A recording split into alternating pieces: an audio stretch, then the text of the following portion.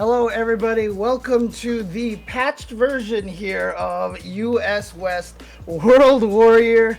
We had a little few bugs in the last stream last week, but I think we've got them ironed out here, ready to go and find out who is going to earn a lot more points for the qualification to Capcom Cup. I'm joined by Jake Ryan. How you doing?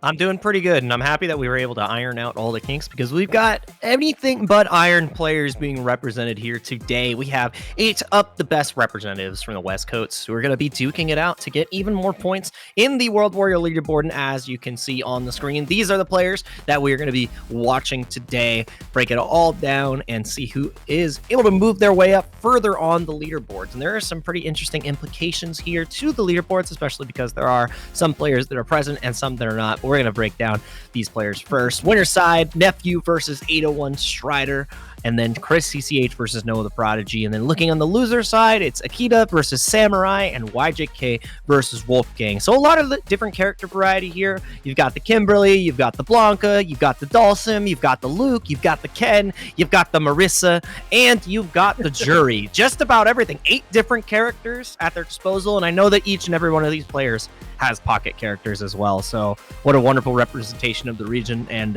typically the land of Rushdown, is that going to stay true? Is that going to stay on top? Yeah, I mean, at this point in time, we're really starting to see how the variety here in this game is really starting to play out. We just had the Singapore finals, obviously won by spoilers, won by Gachaku with Rashid. And so, obviously with Chris Wong in second place with Luke, that's kind of one of the, I figured characters. But then we also had Chun-Li in third place with Moke as well. Yeah. So, we're starting to see the crazy variety. ECT was won by Chun-Li / Kimberly with Shine as well. So the variety really starting to shine and show itself here in Street Fighter 6. However, as I mentioned, we did we started this tournament last week, and so although we won't tell you the results right now, 801 Strider, Nephew, and Noah the Prodigy and Chris ECH had already played their matches, and we got to see slideshows of them on the stream. But this time what we're going to do is we're actually just going to replay the rematches of those, and we'll commentate it basically as if we are seeing it for the first time. However, everything else afterwards will be actually live. So Akita and Samurai and YJK and Wolfgang still have to play each other. Who knows who won these 2 winner side matches, and they'll have to play themselves in winner finals as well. Yeah, we were definitely playing SF, but it wasn't Street Fighter, it was Slide Fighter last time. So this time, there's no Vega on the screen, so no slide needed. But yeah, we're going to be getting into these 2 matches again, and we're not going to tell you the results until we start. If you watched the VOD last week and you were able to transcribe the information, amazing to you. However, we're going to give you the best experience this time here as we start getting into our matches. So believe we're going to jump right in. 801 Strider versus Nephew. It's the Marisa versus Jury. And typically I hear a lot of Marisas talk about this matchup, and they say that they have quite a difficult time, right? Because Marisa doesn't have that traditional reversal to escape. She has the armor on Wake Up. She has her level 2 super, which can help get her out. Her level 1 can get grabbed, and obviously Jury with the throw loops loves to go for that. But again, Strider has proven time and time again that he doesn't care about the matchup chart. He doesn't care about what's on paper. Yeah, but Marisa, even when Big Bird talks about Marisa, obviously probably the premier Marisa player out there, Big Bird just basically said that she doesn't really have any bad matchups because if she hits you twice, you die. Yeah, exactly. And that's all you need to really nullify it, right? Like, you are allowed to make so little mistakes against Marisa, and Nephew not making any mistakes there. Jumping away from the command grab immediately after getting stanced up. And Strider down around already. Oh no, that's going to be a big punish on that sweep. Not sure what Nephew went for that sweep for.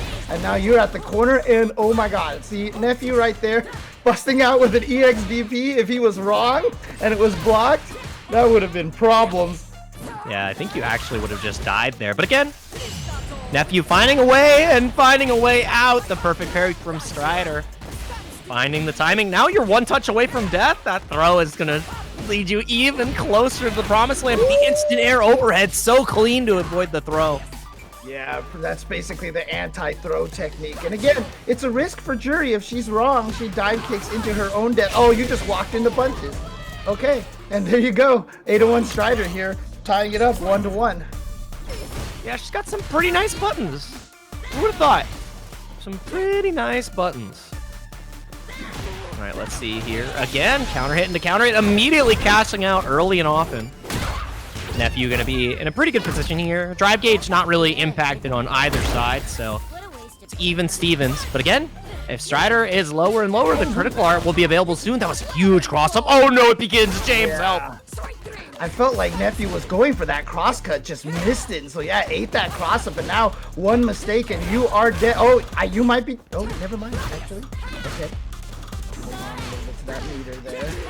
Here's the thing, though. Nephew has to try to fight back here. You cannot afford yourself to go into burnout now at 2 bricks.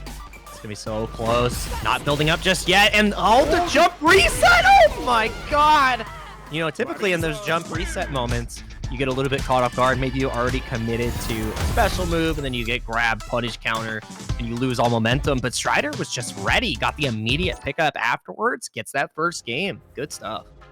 Yeah, honestly, Marisa getting you in the corner is absolutely one of the most terrifying things in the history of Street Fighter. I mean, you just know that. And again, you know, this is the situation where it's like, oh, these characters don't deserve ODDPs. But Marisa's like, please, ODDP, come on, come on, come on. Let me block this. Oh, that exchange at the start here.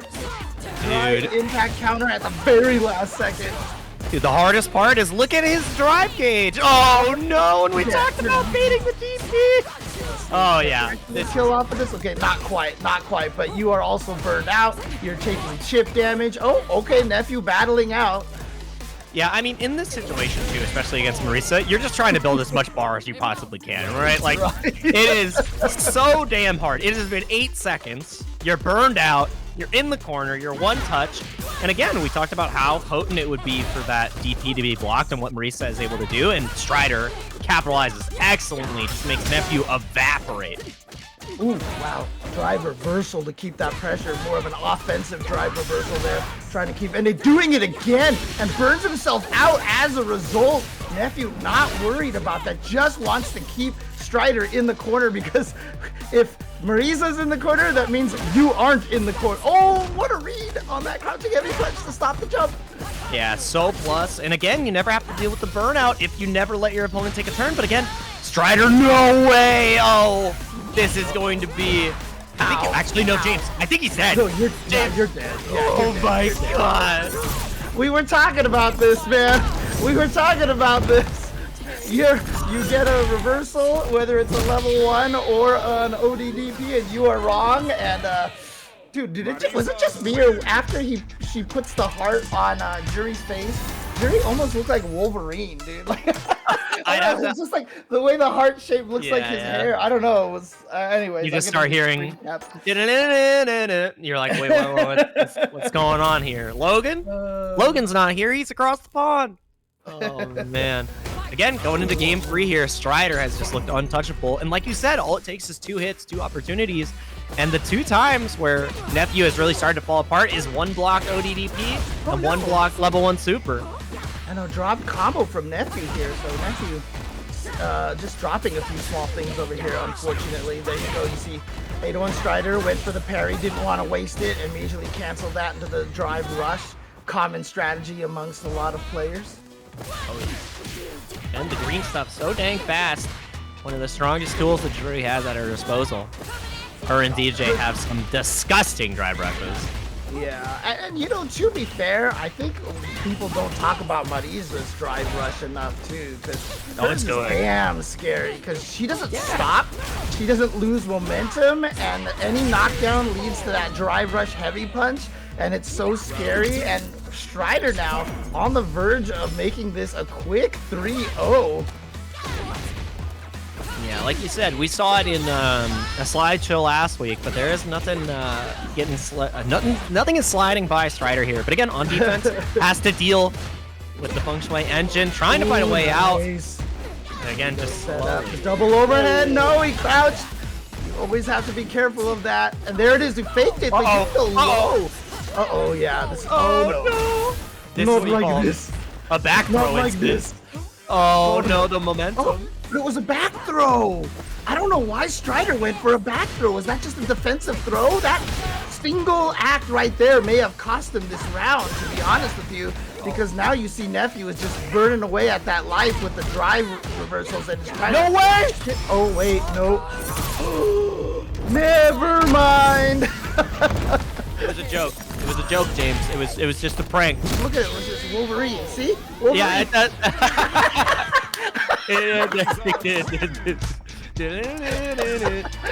Let's go, bub. Let's go, bub. Oh, man. Where's Phoenix? Where's Gene? Like, what's Gene! Morph! Yeah, not like that. That was good. That was good, though. Strider putting on an absolute clinic onto Nephew, and it really came down to those, like, one situation, one decision, and that last round was decided by that back throw. As soon as Nephew got forced in the corner punish counter there, it gave Strider all the space he needed to really lay on the pressure. And then as soon as Nephew went into burnout off that final drive reversal, it was rough. Then Marissa's in all plus frames. All you needed was like one more hit. Maybe could have potentially gone for chip due to the burnout and to like level 1, but wasn't sure of it. And then with the critical art on deck, all Marissa needs to do is get you with ABC 1, 2, 3, and Strider. You know what? 801 times he showed us why he should be in winners finals, and that's where he is. 3-0. Yep. So there you go. So 801 Strider moves up 3-0. And yeah, if you haven't clicked on the bracket link, do not do so just yet, because the next match here also has its results recorded already. It has been played out, but like I said, the rest of the matches have not been played out yet. So when we get to the next match, after we finish that one, then you can go ahead and look at the brackets. It's like you're telling me that they made it to Mordor. That's the spoiler I'm getting. If I click the bracket, I'll be like, what do you mean? There were Eagles, James? No. And by the way, I want to mention to everybody, don't forget that we do have a Matcherino. So if you go to the Matcherino, that's the link you can click right now. So I'm going to head over to the Matcherino myself. I'm going to click, I already logged in. So all I'm going to do is claim code and boom, there you go. I just added 25 cents. So now it's $2.25. You guys can also donate directly, contribute directly by hitting the orange button up there on the top right as well. But if you guys can, please support these players. Click on those claim code buttons, log in. So easy, so quick to do. Shout outs to all the players who have also joined in here. Tiger Zord, Animal Companion, Arila, Anarf, Anna RF, See the Pirate Cat. Okay. These are so good. McCall Hayes, Guhawk, Hainzu, and Courage the Wizard. Courage the Wizard. I was looking for Courage the Cowardly Dog, but I'll take I was about to start singing Courage the Cowardly Dog. I've never actually seen it. I just know the song is written by They Might Be Giants, and I'm a big They Might Be Giants fan. So. Oh, really? I didn't know about that. That's actually super cool. Soul of Aries and LLJB3. Yep. No, They Might Be Giants is basically my favorite band. That's why my name is Jay Chenzor. Because first thing I ever did was go online to a They Might Be Giants news group. They came out with a brand new album called John Henry, and one of the songs was Meet James Enzor. And so I named myself James Chenzor. Really? Yeah. Huh. I didn't even know. That's, you know what? I love the lore, and I love that we're getting right back into the matches here. I don't think anybody has, we don't have the SRK threads to understand the origin story of Jay Chenzor. So I'm glad somebody write that down, because we got to write down the results here pretty soon. It's Chris CCH versus Noah the Prodigy, the Street Fighter 5 youngin, the young man who just showed up and trounced everybody with his incredible tech skill. And then Noah the Prodigy, who's the new kid on the block. Yeah. Oh no! Prodigy is ridiculous. And, you know, again, obviously I don't want to bring down the mood of everybody, but again, last week when we did start the stream, we did talk about the passing of Flo. Very heartbroken about that shot. Again, much love to the family and friends and everybody out there, but I described Flo as kind of like one of the original Noah the Prodigies. He showed up in the arcades when he was like 12 and started beating up on everybody all over the place. And Noah the Prodigy, although he's not that young anymore, showed up to Evo Marvel 3, did super well, and he's doing super well here as well. Jeez. Yeah, can't give this kid enough praise. Can't give the guy enough praise right here. But again, Chris CCH, a little bit of health left to deal with, and just busts out, completely sends it. And Pixel in a dream here, but Ken is a character that can make it happen. Sending out that crouch medium punch, 6 frame, 0 on block. Let's see. All right, it begins about to burn out though, so Chris has to take a risk here, and that is a guaranteed punish. Yeah. As soon as you put the leg up, it's over. Yeah, really nicely done. That's one of the weaknesses of that Jinrai. Obviously, one of the best Jinrais to use is the medium one after crouching medium kick. However, if it's blocked, even if you don't do the follow-up kick, the EXDP will punish it, and the follow-up kick is not a true block string, so the EXDP will interrupt it. So that is one of the biggest weaknesses of the Jinrai kick. And yeah, unfortunately, Ill Will, I'm sorry to have given you the news that way, but it happened about a week ago, and yeah, again, we were all like extremely heartbroken in the FTC. And again, Rion, just want to mention, Christy did not sign up for this week, if I'm not mistaken. I believe he just felt like he has enough points and he's fine, so. Yeah, he'll likely enter the next one just to make sure, solidify that top 4. But Chris T was sitting pretty, and he's letting all the other Chris's fight it out at this moment. But yeah, oh my god, the burnout right here. And even though Chris CCH has been laying on the offensive, he hasn't found any opportunity, and this is pretty much checkmate here. You take one more sandblast, you die. Any trade, you die. Like, that was so hard.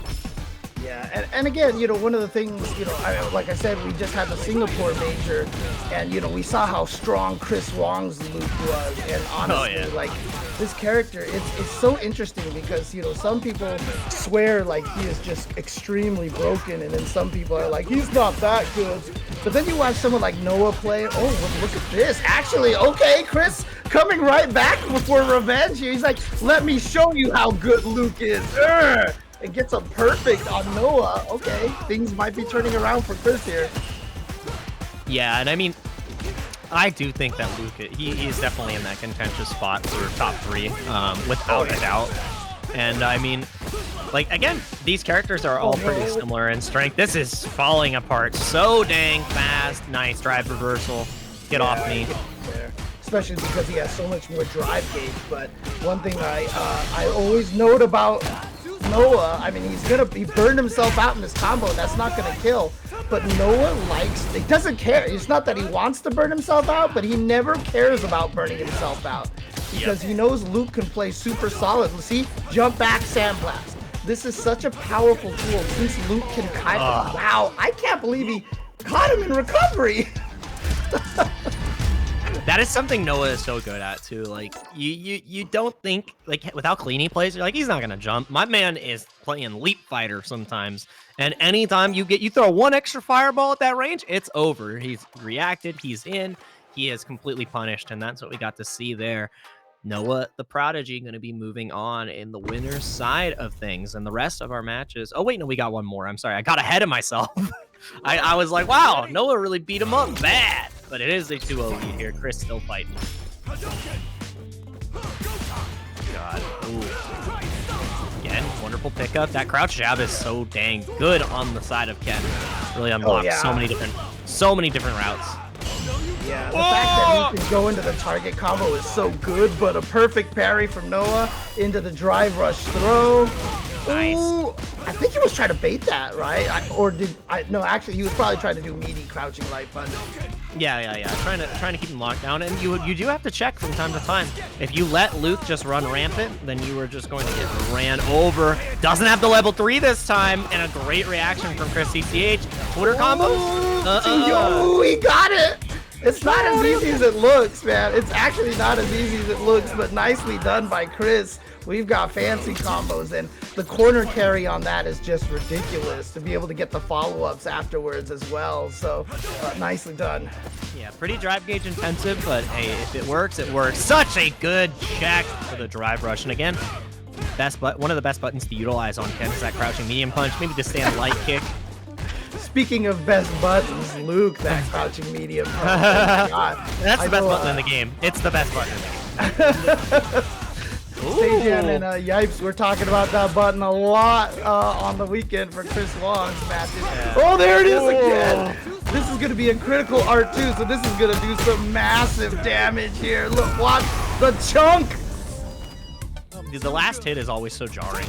It is just so dang much. And again, Chris is in burnout, has to hold all of this. Like, he finds one opportunity he can win, but like, you have to go through the onslaught, the sandblast. Yeah, I hope you enjoyed Dune, because there's sand everywhere. Oh no. Yeah, that burnout was it right there. It's just with the sandblast, it's so scary to fight him, fight against Luke, because again, same thing in Street Fighter V. He has the same powers that he did there, is that the startup of sandblast is a very subtle animation, and so sometimes it's really hard to see when he starts it up. And so, you know, the sandblast always feels faster than it is, even though it has actual like decent amount of startup. Oh my goodness, just gonna go straight into the level 3.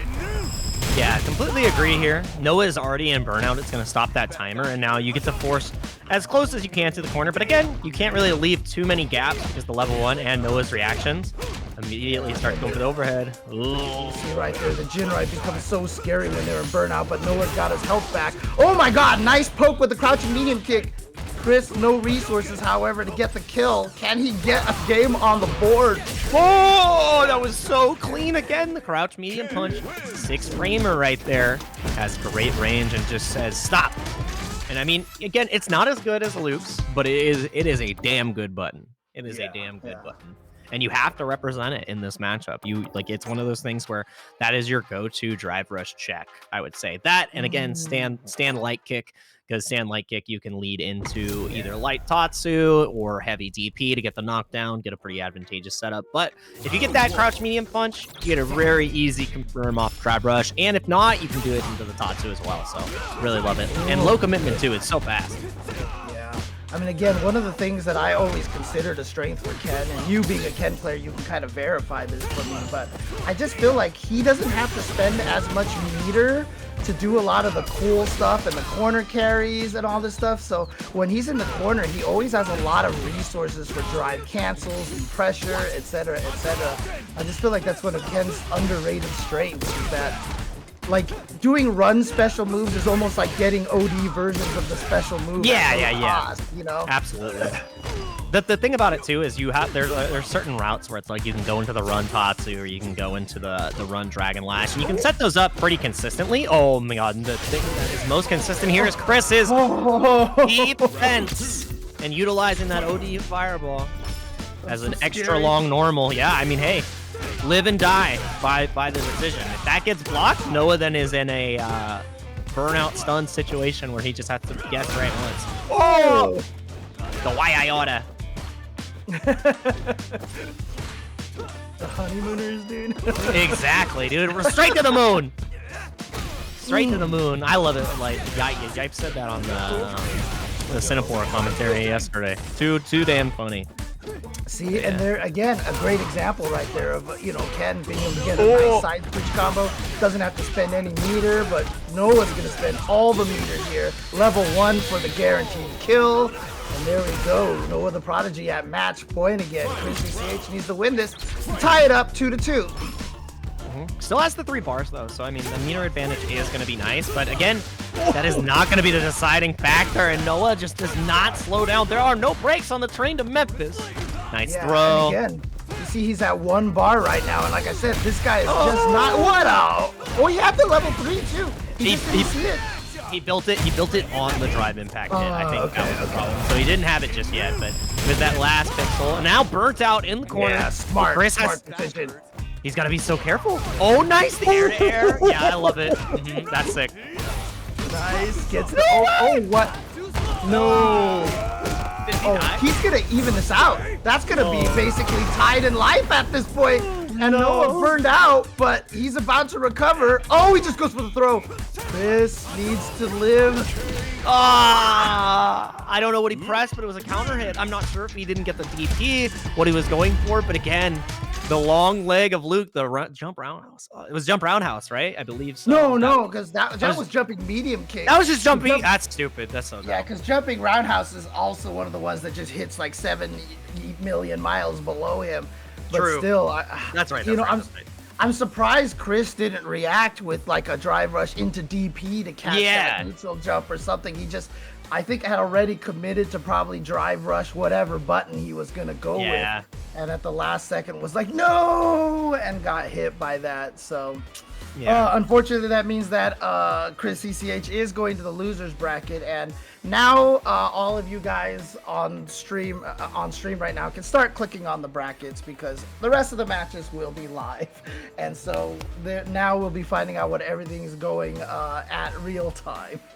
Oh yeah, now there are only surprises for us as we continue to move through the bracket. We have no information, no clairvoyance about how this is going to break down, but we do know that we are going to the loser side of things. Winners finals has been determined, which is going to be Noah the Prodigy versus 801 Strider. So a Marisa versus Luke match. And as you can see the bracket right here, it is going to be Akita versus Samurai. So a Luke versus Dalsum. Akita on the Dalsum, Samurai on the Luke. Akita is a super strong Dalsum. Like, more people need to be watching out for this guy. He is terrified.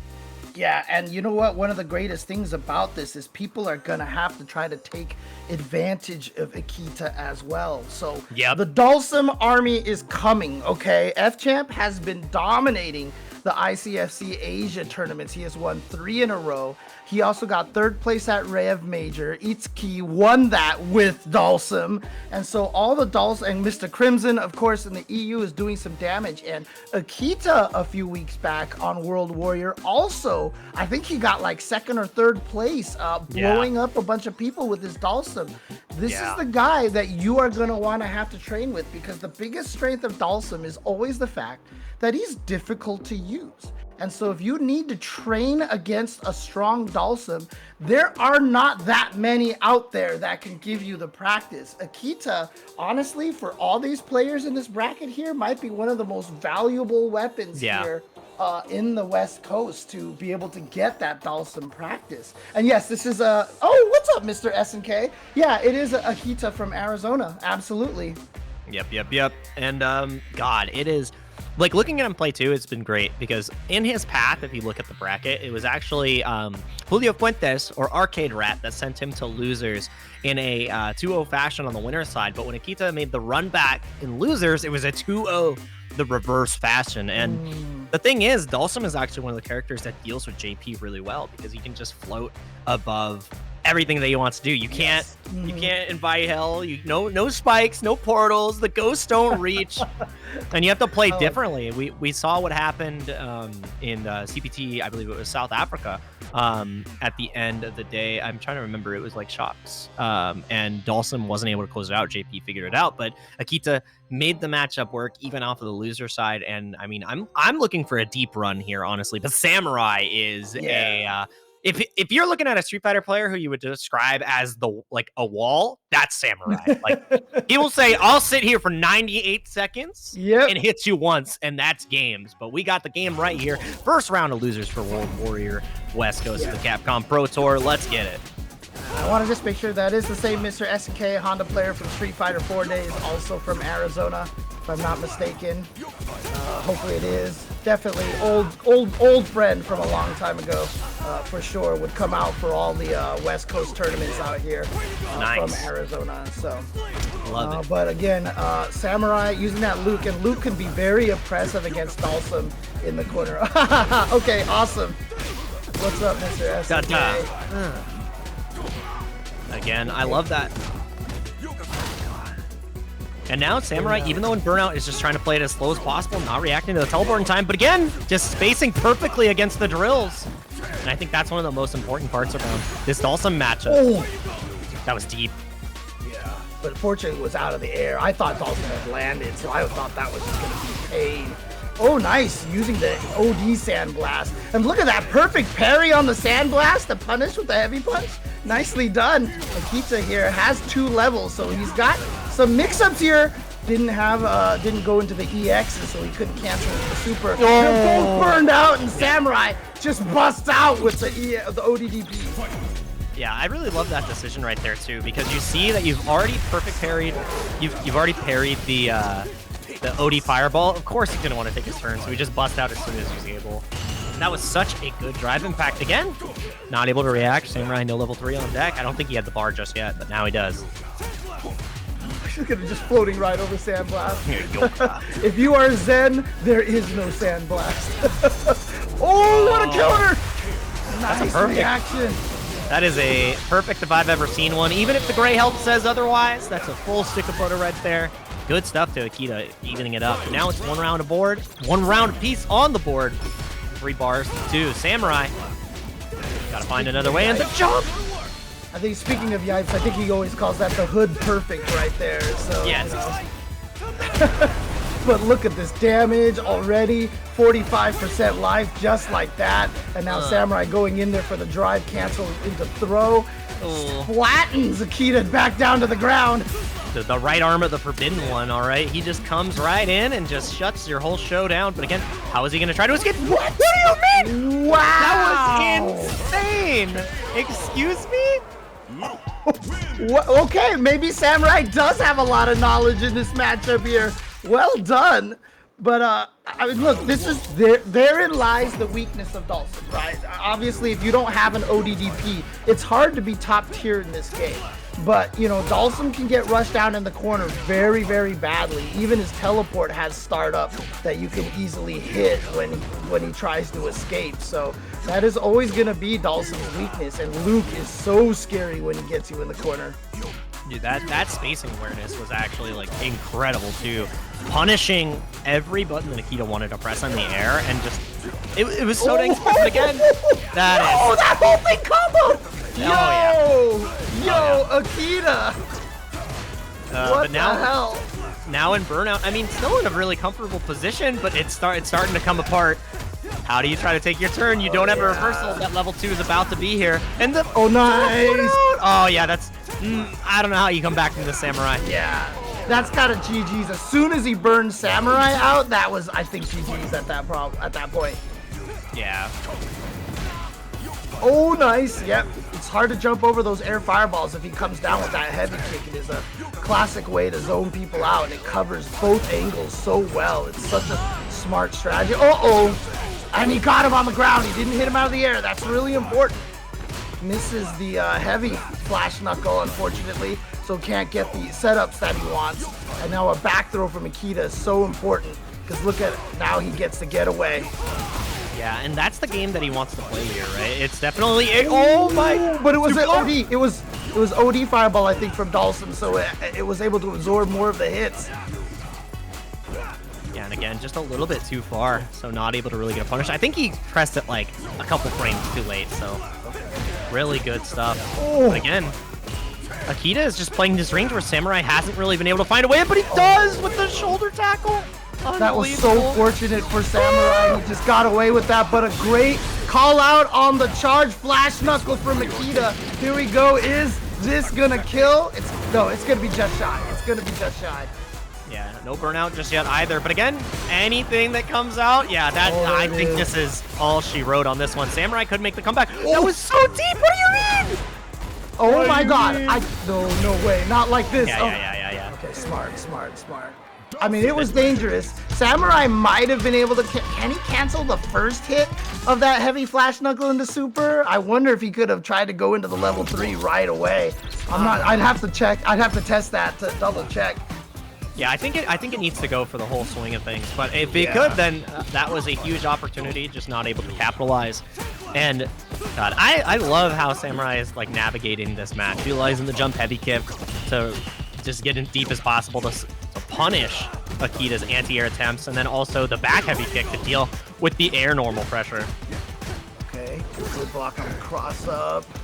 trying to keep Samurai out. Love the use of that OD fireball, really kind of just controlling the pace of Samurai a little bit and then trying to get away.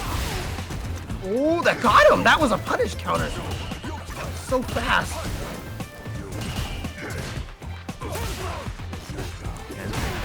Nice again with that. It's so good. I told you. His utilization of the back heavy kick to win in these neutral situations is insane.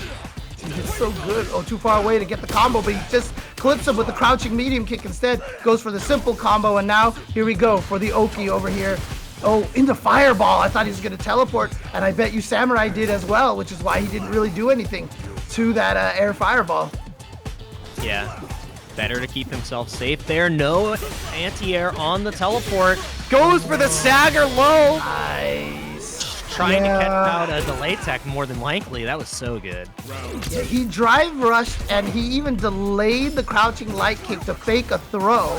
And Ikita stayed solid, but then he blocked one, and then he tried to walk away, and Samurai got him with the second crouching light kick. Wow. Samurai going for the tumble. That was definitely a call out right there, and fireball still bouncing at him.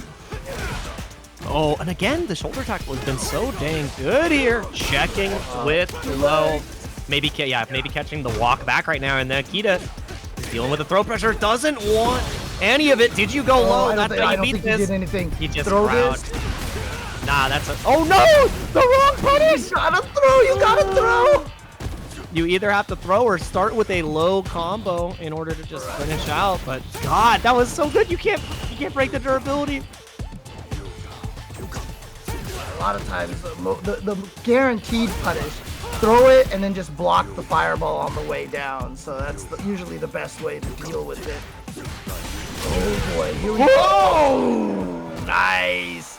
Waiting for the drive rush cancel. And again, I still feel like once we get even more months into this game, I mean, obviously it's been like half a year here, but we're starting to see a lot of people do it already. But drive rush canceling and then just ODDPing it is such a powerful thing, because if they drive rush cancel into and you ODDP, and let's say you hit them, you actually spend 2 bars, but they spent 3. So it's actually in your favor, even in resources. And if you force people to go into true block strings off of drive rush cancel, they get much less damage off of their confirms off of the drive rush cancel. So there's a lot of benefits to getting ready to stop those. Yeah, the thing that's pretty safe about it too is you can buffer it. Like you can fuzzy buffer it, and if they don't go for the string, you get the DP, and if they do, then you don't. You just make sure that you block afterwards. So it's pretty safe, and as long as you're aware, and safe to say that this round is done for. Set point here for Samurai. Akita, I said I was expecting a deep run, but Samurai's that wall, and I don't know if we're able to climb it just yet. Yeah, and just to give a full circle on that whole drive rush thing, the only way that people can try to take advantage of the DP is to drive rush cancel into drive impact. Then you can absorb some of them, but some characters like Guile or Chun-Li, you can't even punish their flash kicks even after you drive impact because there's too much recovery. Go to the top of the screen. They're just out of there and they get a punish. Oh man, Akita got to be a little bit more conservative here with the gauge. Trying to wait for that third one to come right back, but it's not happening. Samurai just chipping away. You see that timing on that sandblast? Actually punished the stand heavy punch. Yeah, interestingly enough, I feel like Dalsums would rather fight Luke's than Ken's. I feel like Ken, because of the sandblast, it really changes the dynamic of this match. Like, Ken's fireball is nice because the OD doesn't knock down, but in terms of like I'm gonna battle Dalsum across the screen with my fireballs, it is definitely nothing compared to Luke's sandblaster. Yeah, and the thing is, too, it's like he can get guaranteed drive reversal setups in that matchup, too, if you try to get close enough to him, if you do the OD fireball. Also, the slide underneath. You can't really slide underneath the sandblast. Like, it's a hit scam. And it's too fast. It's just, you can't see it. Oh, look at this. Oh, okay. Gonna confirm 2 hits into the level 3. Oh, this should kill. This should. I think it's gonna be just shy because it was all too many lights. No, never mind. Yeah, you're dead. Never mind. Yeah. Okay. This is why I never try to guess. This is why I only ask the question. Okay. Oh, man. Whoa, nice. Okay. Yeah, and again, nice tools that Luke has to fight Dhalsim in ways that a lot of other characters can't. Wow, you're just going to go off it. But again, there's a lot of lights in there. But he just wants to put him down to about 2 bars here. You can see very scaled on that level 3. But now you're so close to burnout. And there's no reversal here either. You have to go for like a drive reversal. Potentially the bait on the throw. The shimmy from Samurai. Says we're going back to the Edo period. I'll see you later, man. My future is now. You're in the past. That was some good stuff. Samurai 3-1 over Akita. Yeah, unfortunately, that is the loser side of the bracket, which means Akita is eliminated. So that's the last we'll see of Akita today. But again, playing so well here, and a very, very strong Dhalsim. Like I said, I feel like Dhalsims probably don't like fighting Luke's all that much because Luke's kit is just, and this is what makes Luke such a strong character, in my opinion, is that his kit is designed in a way that I swear he can handle just about any situation. Like, if you need an answer for something, Luke has an answer for it. And if you play really smart, then he can beat anyone, basically. Absolutely, yeah. Having a deep toolkit is one of the most important things you can have in Street Fighter, and that's why I think Luke is so far in the tier, like high up in the tier list. Ken as well. JP has just about everything. Chun-Li as well, and I think people are really sleeping on Chun-Li.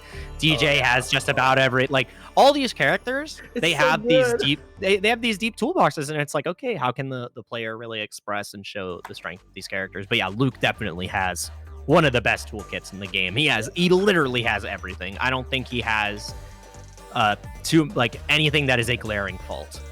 Yeah, I mean, I know a lot of people, like yourself included, I believe, think that JP is the strongest character in the game. Absolutely. I actually have Ken and Luke above JP. I actually think that's crazy. Because I think that those two characters have that kind of crazy toolkit. But again, it's like if they're better than JP, it's like basically almost like insignificantly better. Like there's no way I could tell anybody that they're wrong for trying to put JP at number 1, because JP is kind of ridiculous. But again, it just shows how strong the game is. I mean, Moke actually took out Kakeru with the Chun-Li. That was sick. And then again, the tournament was won by Rashid, and Chun-Li and Rashid were two of the characters that I always had at the bottom of that top 10. They were always like 9 and 10, but now even Big Bird was like, man, I had 10 characters listed above Rashid. Was I wrong? And even he's thinking about it, you know? Like, it's so crazy how balanced this is, but this is a tough match here. This is not a fun match for Kimberly, but very few matches are fun when you're fighting against the Blanca. Yeah, and I mean, we got to see Menard do some amazing things on the Blanca as well at the Cineform Major. Obviously playing the Luke too, but the Blanca was the crowd favorite. Sadly dropping out a little bit earlier than he expected. I believe he's going to be going to the France premiere as well. I know Punk was watching the entire time and was like, "Oh man, I wanted Mena to win here."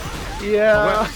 But we're talking Wolfgang right now. Again, the last time we saw him, he has already made a top 8 in the World Warrior before, and even gave us a beautiful taunt combo and a beautiful finish for that first round. Didn't even need to use Blanca-chan. It is just the threat, Schrodinger's electricity, that would have set him off. It's always there, but it's not. Blanca-chan.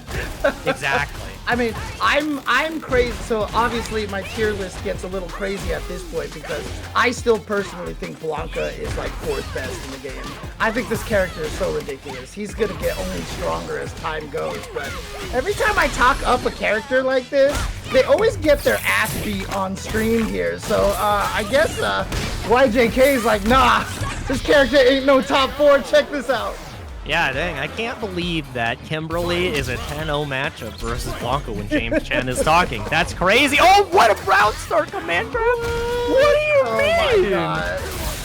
That was just went for it. And now here comes Blanca-chan. Still coming. Oh, boy. Yeah, that's why YJK wanted the throw. If he had gotten the throw, the invul on the throw would have gotten him through that Blanca-chan. He was just a little too far away. Oh, and that's it. The round is just completely over. Actually, I'm not sure if this is enough damage. It was a lot of scaling here.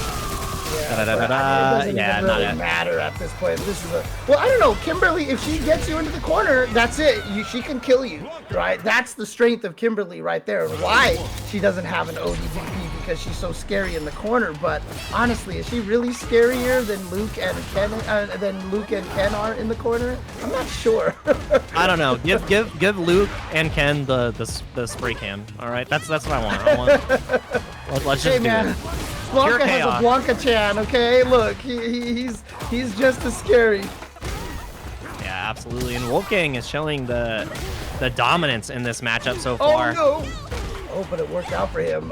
Wolfgang was just trying to block. Yeah. Oh, what a good challenge. Gets him with the low. So here we go. What's the setup here? And drive reversals right through it. The invul keeping him safe. So dang smart. Wolfgang, though. Anti-airs are on deck for YJK. One more touch will do it. You just got to find the right hit. Ah! Try to bait him out. So the scary part about that is that she can go for the throw, but in the corner, if you hold up back, she can actually do no follow-up and then drive rush and anti-air you for it. Yeah. It's really... Yeah. Whoa! I can't believe you blocked that! That was so gross! Wolfgang, what was that? That was illegal. I think that was illegal in at least 13 states. Jesus. Absolutely. Anything that has to do with Lightning Beast is disgusting. But again, light up ball gets punished. This is huge. Level 3. Play my own beat, my own music. And gonna be able to speed up and now get normal damage. She doesn't get extra damage. She now gets normal damage, okay? Let's just make sure that we get that straight. Oh my god. No, you are catching me by surprise. Level 1, is that enough to kill? Not quite. That is. Oh. Dude, that was a wild overhead and sequence right there. But again, checking the drive rush. YJK starting to pepper it on Wolfgang. And again, the level 3 buff stays the entire time. Here's some of that pressure. Oh. What the heck is happening over here? There we go, the corner pressure over here just gets caught, yep. And now look at that side switch right back into the corner. That's, but aimed properly so it wasn't punishable. So he had the perfect parry on deck. Has the level 2 started up here. This is, baits out the drive reversal, oh boy. And now you're burned out. Yeah, you're done. No. That is a... Unless you level 1 in that situation to escape before burnout, I don't think Kimberly survives in any way, shape, or form. So let me ask you, Jake. Would you rather have Spray Can or Blanca-chan? Oh, absolutely Blanca-chan. I would. Blanca-chan is it. Oh, it is. Man. It is. And you know what? Blanca gets an OD wake up anyway. So you know what?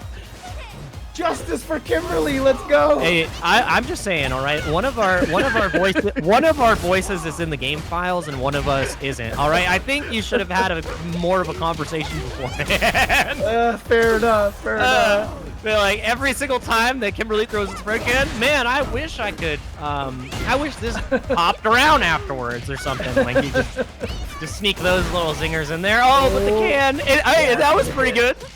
Yeah, well, I think there's 2 characters. Jury is one you can actually combo even in that situation. You can actually get a juggle off of that, which sucks for Jury. Hardest part is you have to neutral wake up. Oh no, you just ran into that. He got counter hit. I'm not sure what he pressed. Is it just me, or like, is it almost impossible to neutral wake up? Because I'm always hitting buttons and controllers and stuff, and I back roll all the time when I don't want to. Oh man.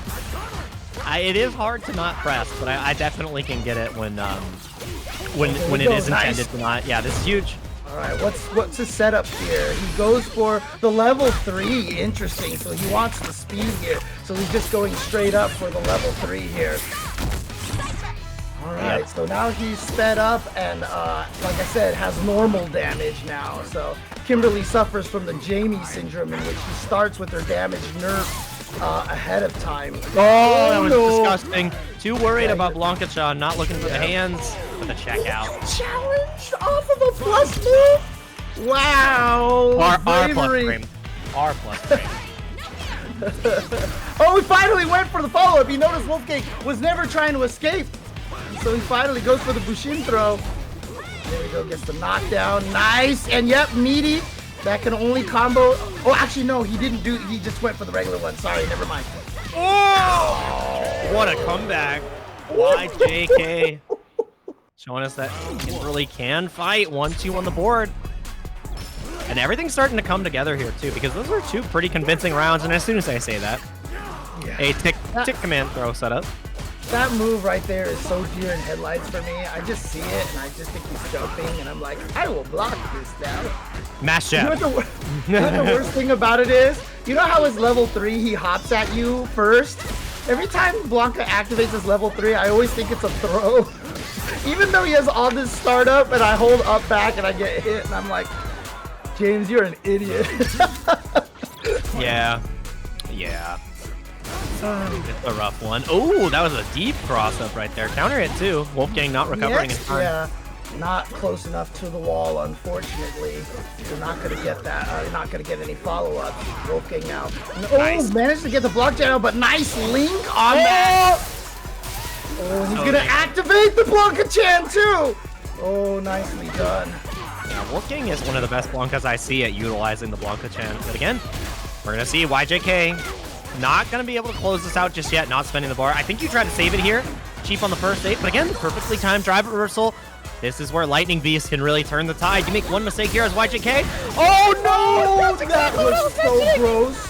Oh, no. You tried to EX Tatsu. That has no invo.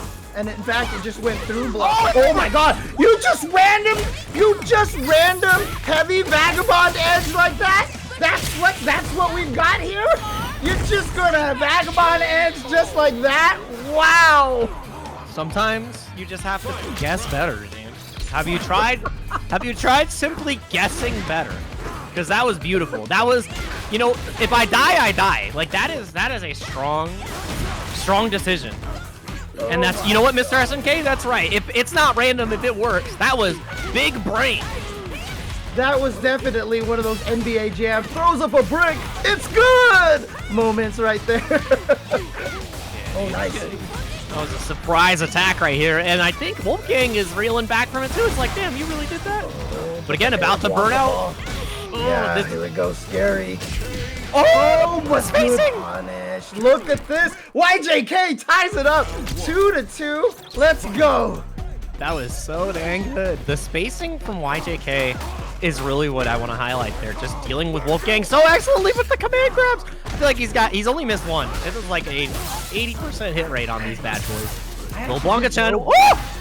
I actually didn't know Blanca after that command throw gets to throw the Blanca-chan and then drive rush and still basically meaty you afterwards. That's powerful. He stole the corner too. He stole the corner too, and it like creates a left-right situation that is so messed up. The jump back wall. Not like this.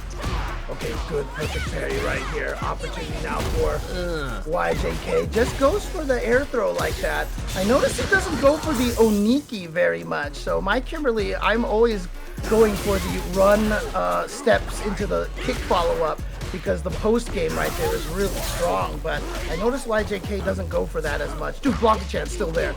Nice check into the target combo. Taking out even more the Lightning Beast. That was the final time it goes. Tries to interact at the end, but the slide comes through. YJK not down just yet. Survives. We're going to a final round. No bar needed. That's a 3-bar lead, James. That's nice. And yeah, and like I said, even though Kimberly does get the power up on level 3, I personally don't think it's worth it a lot of the times. I actually think it's better to save the meter to have the level 1s. But he is going to spend it here and get that speed up here. This is the final game, final round, and so this is a huge lead to give himself. Still has the level 1 reversal, but just goes for the OD up ball. And again, anti-air comes through that side switch, the run under. What side? You gotta drive parry in those situations, but then she can throw you as well, so it's scary. Here we go. What a throw tech by Wolfgang. Can he survive this? Catches the command throw. Not gonna happen. YJK advances forward with the Kim. Let's go. Showed the command grab one too many times right there on the side of Wolfgang, and that was... Woo, that was a nail biter. That was YJK clawing back almost the entire set. I feel like he lost every single first round and somehow made it work. Like there was perfects back and forth, and it really came down to in that last game, there were, I think, 3 command grabs that came out, and only one of them connected from Wolfgang. And as soon as YJK represented the option to really beat it, like just pressing buttons as soon as he sees her go into the air to catch Blanca's landing, and then also the jump back at the end too, was just so dang good. So really good from YJK, really strong player from NorCal, showing up strong.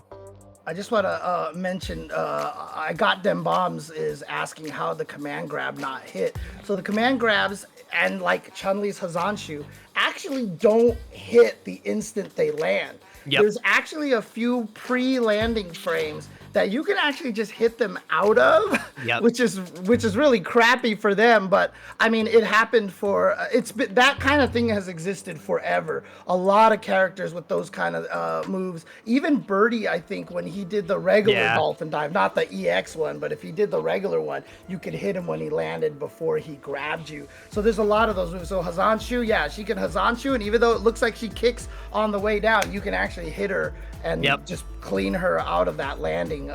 It's not something that I recommend that you try a lot, although Blanca's is a little bit slower, that you can do it consistent. If you're expecting it, it's not hard to do to Blanca. But obviously, if you're not expecting it, then jumping away is the better option. So.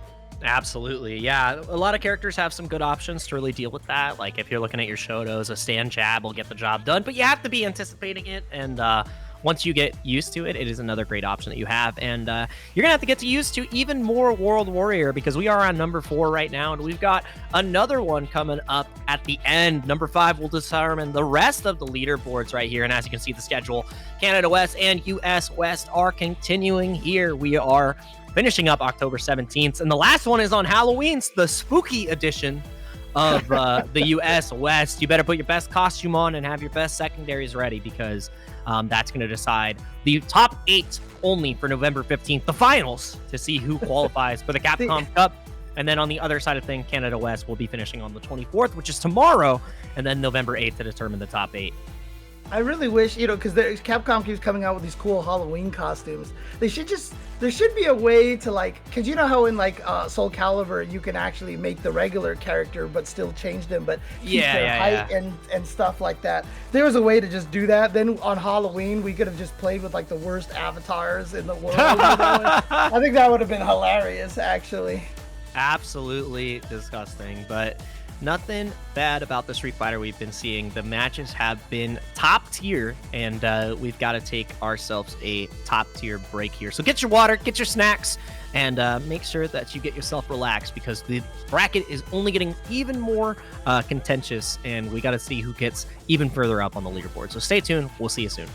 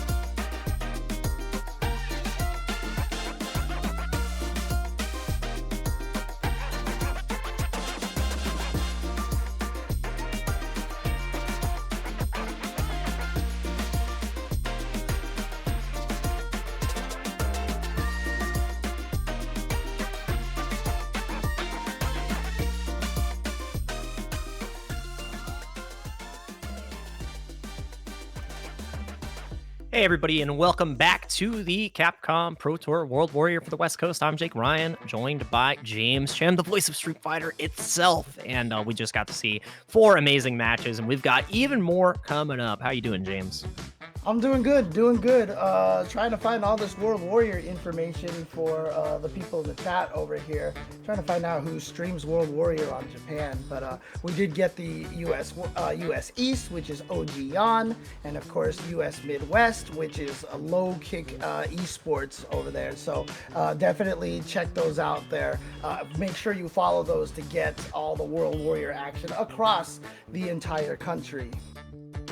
Yeah, I know that for before top 8, it is actually going to be all the individual streamers that go ahead and stream for the World Warrior, and then I believe it is NTT Esports at YouTube. That is where it's streamed from on YouTube. Okay. I'll drop the link in the chat so that everybody can see it, and hopefully I don't get blasted, but that is where it is streamed. It is streamed on YouTube, and that is where you're going to be able to see all the World Warrior action. I try to watch it as much as I can, but I am not a nocturnal creature, so it's definitely a interesting situation. It's like I really want to watch Daigo Cook or Tokido or somebody. What are you talking about, dude? That Singapore tournament was exactly the perfect time for me, dude. I was up. Yeah, you were. I honestly, I watched it all as well. All right, so I was.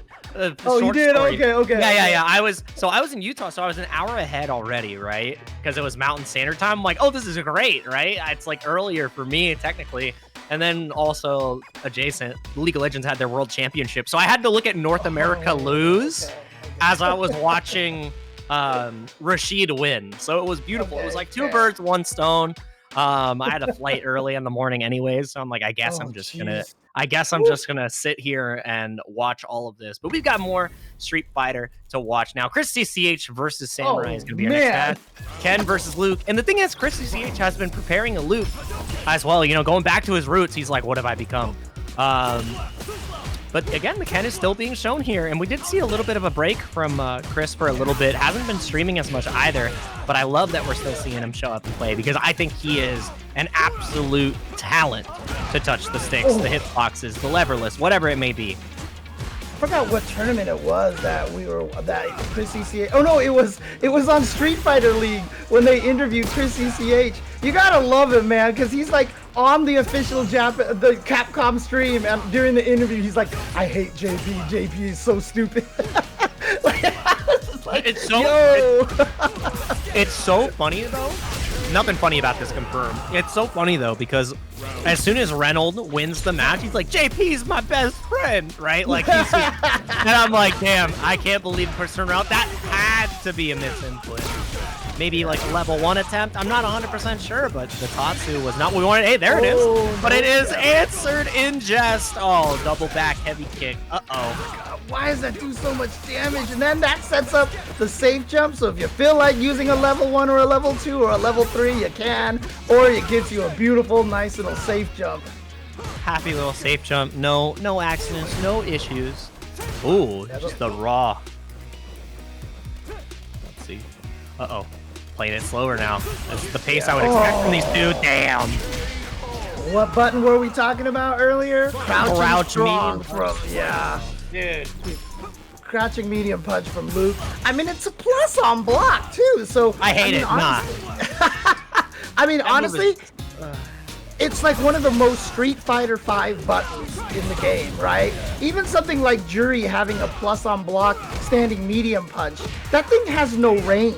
But Luke's crouching medium punch hits so far for being a plus on block normal that's drive cancelable into huge combo damage. Oh yeah. And just like that, doesn't matter how plus your crouching medium punch is, if you never get to press it, Chris CCH with the wonderful hit confirm the OD Jinrai. Like you said before, you know, he gets that corner carry without spending the most meters, so he gets to unlock those OD Jinrais, OD Tatsu if you really want to use it, not that much. And that was an ambitious ODDP, more than likely an input error. Yeah, I was thinking maybe that was supposed to be an OD Fireball, but yeah, I mean, you see a lot of the Kens do those combos in the corner where they do OD Jinrai, OD Jinrai, OD Jinrai, and it's just because he gets to preserve meters so well, you know. Those combos are sick.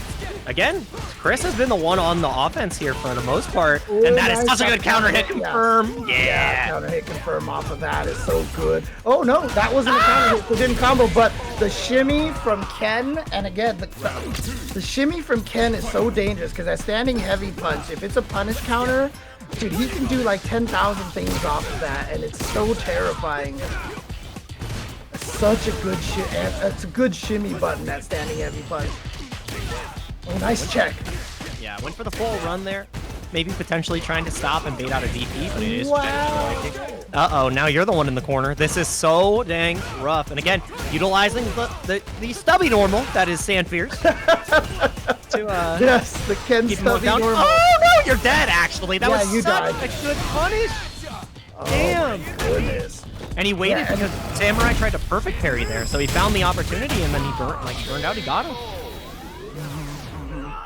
I mean, oftentimes I ask Ken players what they think his weakness is, and I've had Ken players tell me that they think his buttons are stubby, which is why I always make that joke on Twitter, because I'm bitter and angry. Don't be like me, okay? Jake has already experienced firsthand my absolute distaste of Ken. So that is so funny. James's face is what Ken looks like right now every time. I know, dude. Oh, man. Dude. But I have to be unbiased here. You know, Ken is a very powerful and strong character, you know. it just feels so manufactured. It feels like you're not Jay Chenzor anymore. You're fake Chenzor. Yeah, like exactly. Like what would James on Twitter say? Like faux Chenzor. Like it's just as good as the original. He doesn't say. No, I'm not gonna say it. He says something. Anything that I actually say about Ken is definitely a lot more NSFW, you know, definitely a lot more profane, so, you know, wow! Called out the shimmy! Called out the shimmy, there you go. Yeah, and that is some Street Fighter 5 coming in clutch right there. Low forward to beat out the shimmy. But it doesn't matter, Samurai, again, checking the drivers there with the OD uppercut. The DP. All right. Closer to the corner. Back heavy punch. Oh, I love that. Yeah, offensive drive reversal. But again, Samurai isn't, I feel like, as proficient as playing. Oh no! You know what? Samurai figured Chris would go in for the kill because if he did ODDP, he would burn himself out. So of course you're not gonna ODDP. So, but Chris actually did call that out. Oh my gosh, level 3, and that's gonna build back quite a bit of that gauge because Luke has one of the longer level 3 animations. You see how much he built back from that. That was like 3 whole bars that he got.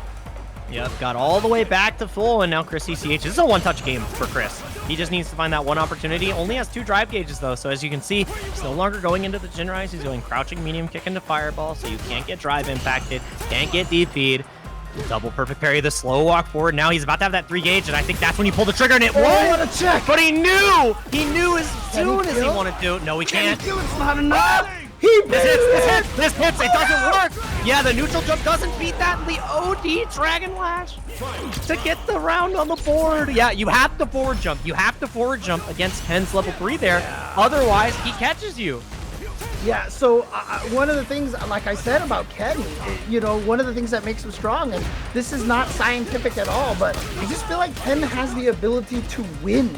Like, okay, I hit you with this, it didn't hit right, but I can now OD Dragon Lash and get a bit further come. Like, he just has everything that he needs to just finish you off, and it's crazy. This character is so strong. Yeah, even if you don't hit the sweet spot on the super there, you still get a DP follow-up, and that was so good. While you can't drive impact there, that fireball does have a gap, and he OD DPs right on through. Game on the board for Samurai, 2-1. We're fighting. Yeah, the only thing so if Ken ever cancels his crouching medium kick into anything, you can typically ODDP through there, except for like the light Jinrai, but then the light Jinrai is super punishable. So honestly, the only thing you could really cancel into is just a drive impact to bait out that DP, but what a call out that has to be. Yep, absolutely. What a backdash. Talking about call outs. Damn, James. The whole staff has left the building. They're not showing up. Oh no, this is where it begins. And that was on a parry attempt. He forgot the Whoa, what did Chris CCH do? He walked back and got hit, so he must have touched the button right there. Might have gone for walk back, stand fierce, but got caught by the crouch medium punch just a little bit too fast. No bar though on the side. And again, we saw him lose the same way in the winner's side against Noah. He didn't expect the jump. He tried to drive roach fireball. Samurai said, I am taking to the skies. That's unfortunate for Chris. But now here comes Samurai trying to tie this up. 2-2. Nice. Keeping crouching. Goes for the low. But then just gets checked. Perfect. Samurai almost burnt out as well, but he just needs one more hit. No, okay, never mind. He needs one more hit now. All right, let's see if the non-scientific ability to win kicks in here. It does not. Ah, there you go. Not quite. Not quite. I thought he had the ability to win at will. James, what happened? He does, dude. What happened? James, what happened? The jury is watching. What happened? Someone on my stream actually was like, I'm new to fighting games and I'm play Ken, and I was like, I don't want to tell you this, but you can get to Diamond if you just crouch medium kick, medium Jinrai, and a light kick follow-up your way to victory. People just don't know. People don't just know. They don't know. Oh, what a punish! Knowing Samurai knows that Chris is good enough to anti-air there. But Chris is like, I'll just wait. I don't need to do anything. Oh, perfect. The will to win. The will of the warrior. Set point here for Chris CCH. And yes, Cheeto in the chat is correct. Whenever I hype up a character, that's when they get beat up. So that's true. Just start talking about Ken. Start saying how good he is. I know it's hard for you. I know. Right? Well, no. I can talk about how good Ken is all day. But I can also talk about how good Luke is. And there's a reason why I have these two in the top 2, personally. Again, that's just my opinion. But both of these characters, they just have the tools. You know, they have everything. Whatever situation they're in, they have a way to be able to fight it. And I think that's so powerful. Absolutely. Ooh. Samurai showing the power of defense here, though. The patience has been paying off, but the back throw is where it can all fall apart. And here's the thing. Samurai needs to get a clean hit to just kill Chris here so critical art isn't on the table. No! Oh, what was he going for? I'm not sure. Oh, the stand medium kick. Dude, that button is so good. Dude, he just turns around. It was so good in 5, and it's so good in this game, too. It's so deceptively far range. He's got some great buttons, man. Luke has criminal buttons. By the way, final game, final round here. Loser ends in 5th place here. And both of these players are fighting for that top 4 spot. Again, the check. Remember, I told you that's going to be something we're going to see a lot more of. Nice autocorrect right there from Chris. Not going to let Samurai get out from the corner for free. Yep, and now you just have to deal with this. Oh, he could have actually gone for a kill here. He had to spend a couple extra bars. But again, one-touch scenario. Not out of burnout just yet. It's so rough. But again, do you test the waters? Do you do the drive impact? What's it going to be? Oh, just go for the Jinrai. Yeah, just play calm right here. Yeah, don't go for the drive impact. Oh my God! Every time it feels like he sees green and he sends red. He says, it's time to heat up. So in case you guys don't know, because of the alternate inputs in Street Fighter V and Street Fighter VI, what Chris CCH is actually doing is he's wiggling the stick between down and down forward. And so what that's doing is it is constantly, repeatedly putting in the DP motion, but the character is sitting perfectly still like he's just blocking. And as soon as you see the green, you hit the 2 buttons and it'll come out with a DP instantaneously. That's how Chris CCH got that DP out so fast, and is a really, really powerful tool to have. So one of the things that's messed up on leverless too is if I hold down, and this, because Chris plays on leverless, right? If you hold down and mash forward, like you're not blocking and you see the green stuff, all you have to do is press a button and it doesn't show that you're buffering, and you'll get the DP no matter what, just because of the FOCD. So you're just like, you're doing this and you can't see anything, and you're just mashing on forward, and it's like, all right, cool, let's do it. Just mashing on like the down and down forward basically. And there's actually a powerful thing that you can do with this too, is if someone like, let's say Kimberly does that crouch heavy punch run stop and you have to guess left right, you could actually mash you just do both down sides, back and down forward and hit the buttons like this, and then whatever side she ends up, you'll still come out with the DP. It's that's existed since Street Fighter 4. I used to do that against Seth. When he would do the stomp, stomp, stomp, dive kick and do the left-right mix-up, you could actually just mash between the two different directions and hit him no matter what side he's on. So and the thing is that's so good about leverless is like you just hold down with your middle finger and then you go tap, tap, tap, tap. You press both of them at the same time, and you're like, hey, yeah, I got it. We're good. Like that's how you do your crosscuts too. Man. It's ridiculous. So really good expertise from the side of Chris ACH. Going to be moving on over Samurai. Again, wonderful showing from Samurai. I can't wait to see how the leaderboards update after this because they're all fighting for that top 4 spot. And I know that, again, Chris is a favorite. Samurai is a favorite. All these players are a favorite. Obviously, people have Chris T as their pick, right? But all these other players are like they're as good. They can make it happen. Do we have the leaderboard right now? Because I mean, we could show it why Chris T probably was like, I don't need to enter this because he's sitting so. Yeah, so he's sitting pretty right now on in the top in first place right now.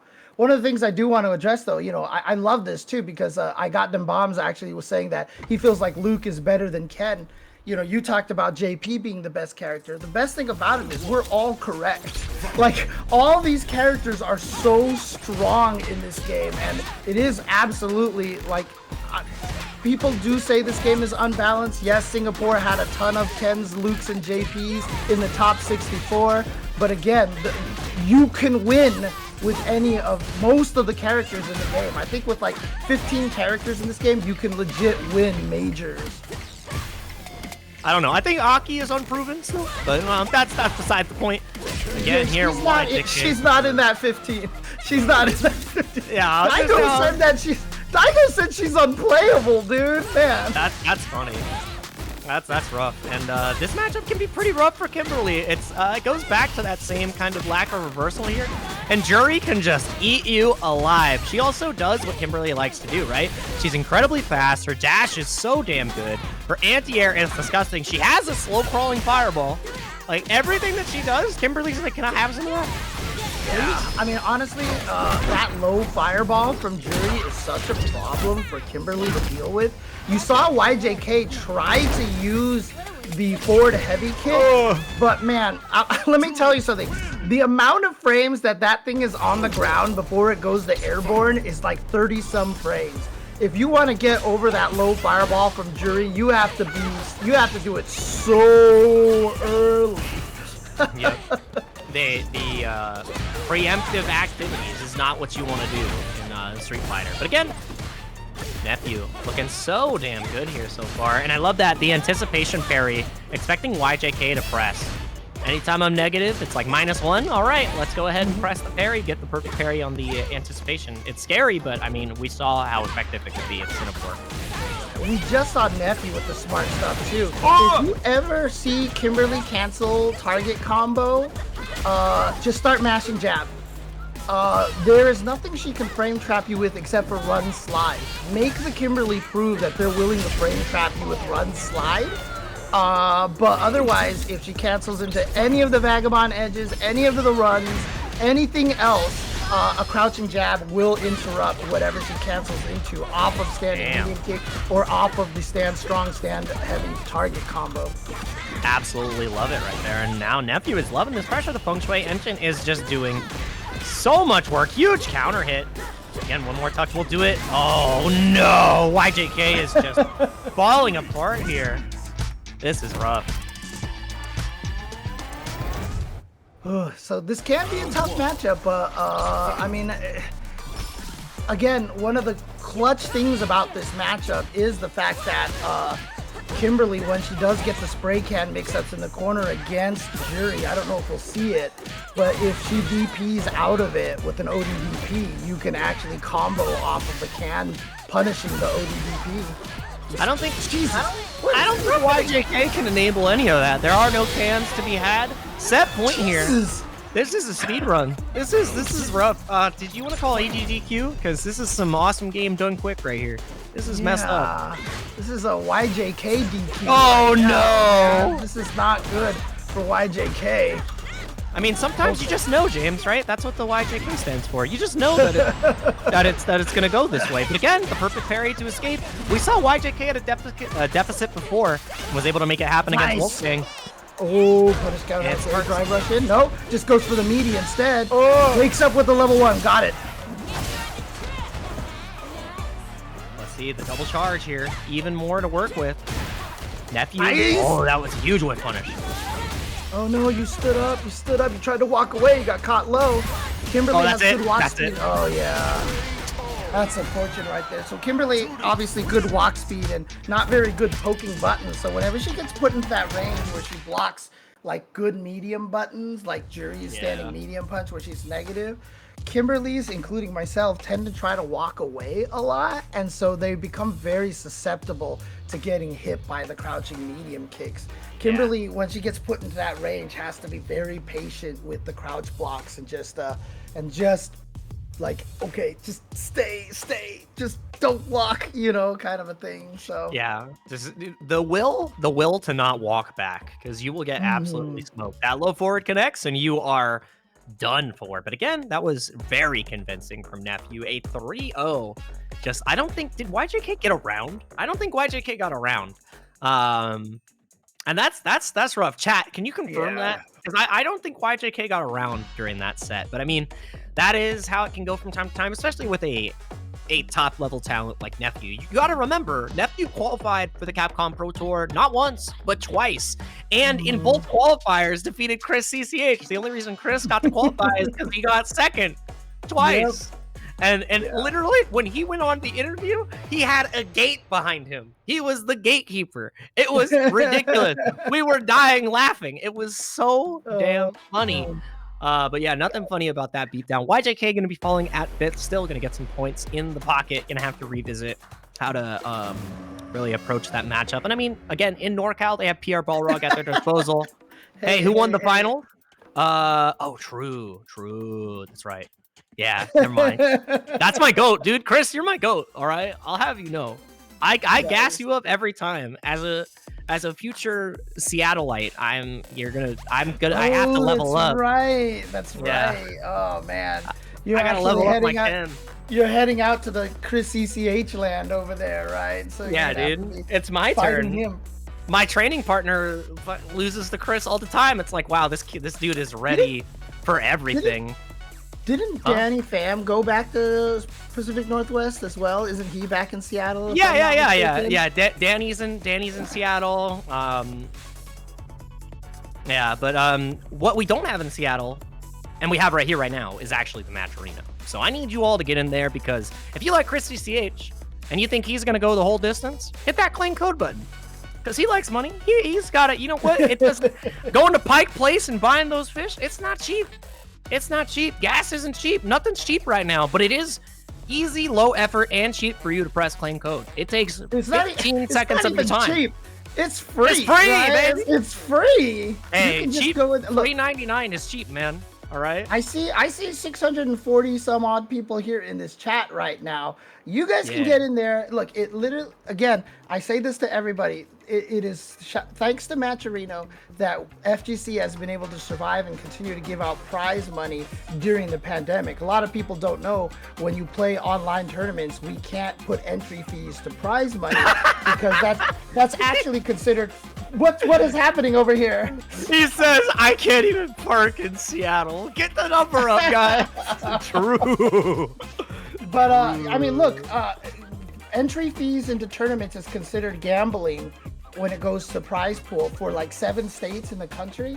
So that's why online tournaments never have the online entry for prize pool, because then you'd have to ban people from certain states, and then they're gonna try to VPN, and it just creates all of this craziness over here. So Matcherino is one of the reasons why we've been able to continue to give prizes to people during the pandemic. So a lot of people are still using this even for offline events and such. Please create a Matcherino account here, be able to use it so that not just to donate to this event, but to so many FGC events all over the place. It's a great way to help the players out there for giving us these wonderful nights of entertainment. I see all these people coming here using the code, including Chris ECH himself. We've got 11 codes remaining. Great job, guys. Let's hammer those out and reward the players for their. Are you not entertained? As I always say, are you not entertained? Yeah, I mean, we get to see some of the highest level of Street Fighter that the U.S. has to offer here on the West Coast, and getting those players a little bit of extra incentive is nice because they are qualified. They are working to qualify for Capcom Cup by getting into these top 8s and securing the points. And while there's $1 million on the line there, a little extra bread here and there always helps out. So make sure that you continue to support it. If Chris can actually win and get some of that matching money, he might be able to afford to park once in Seattle, right? So yeah. He gets to go to the local. You are supporting Chris's local by supporting the Matcherino. And at least for 2 hours. Yeah, at least for at least 2 hours. True. And that's about it for that discussion. Winners finals, Noah the Prodigy versus 801 Strider here to see who moves on to Grands. And again, this is huge for point implications. Noah was able to get a win on the board here for the World Warrior already. Strider would love to get that chance. That was huge. Already stunned up. What is this? Is there going to be our cheeky little reset? Oh, no.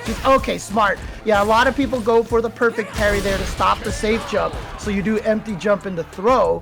Perfect. But yeah, 801 Strider starting with a perfect on Noah the Prodigy.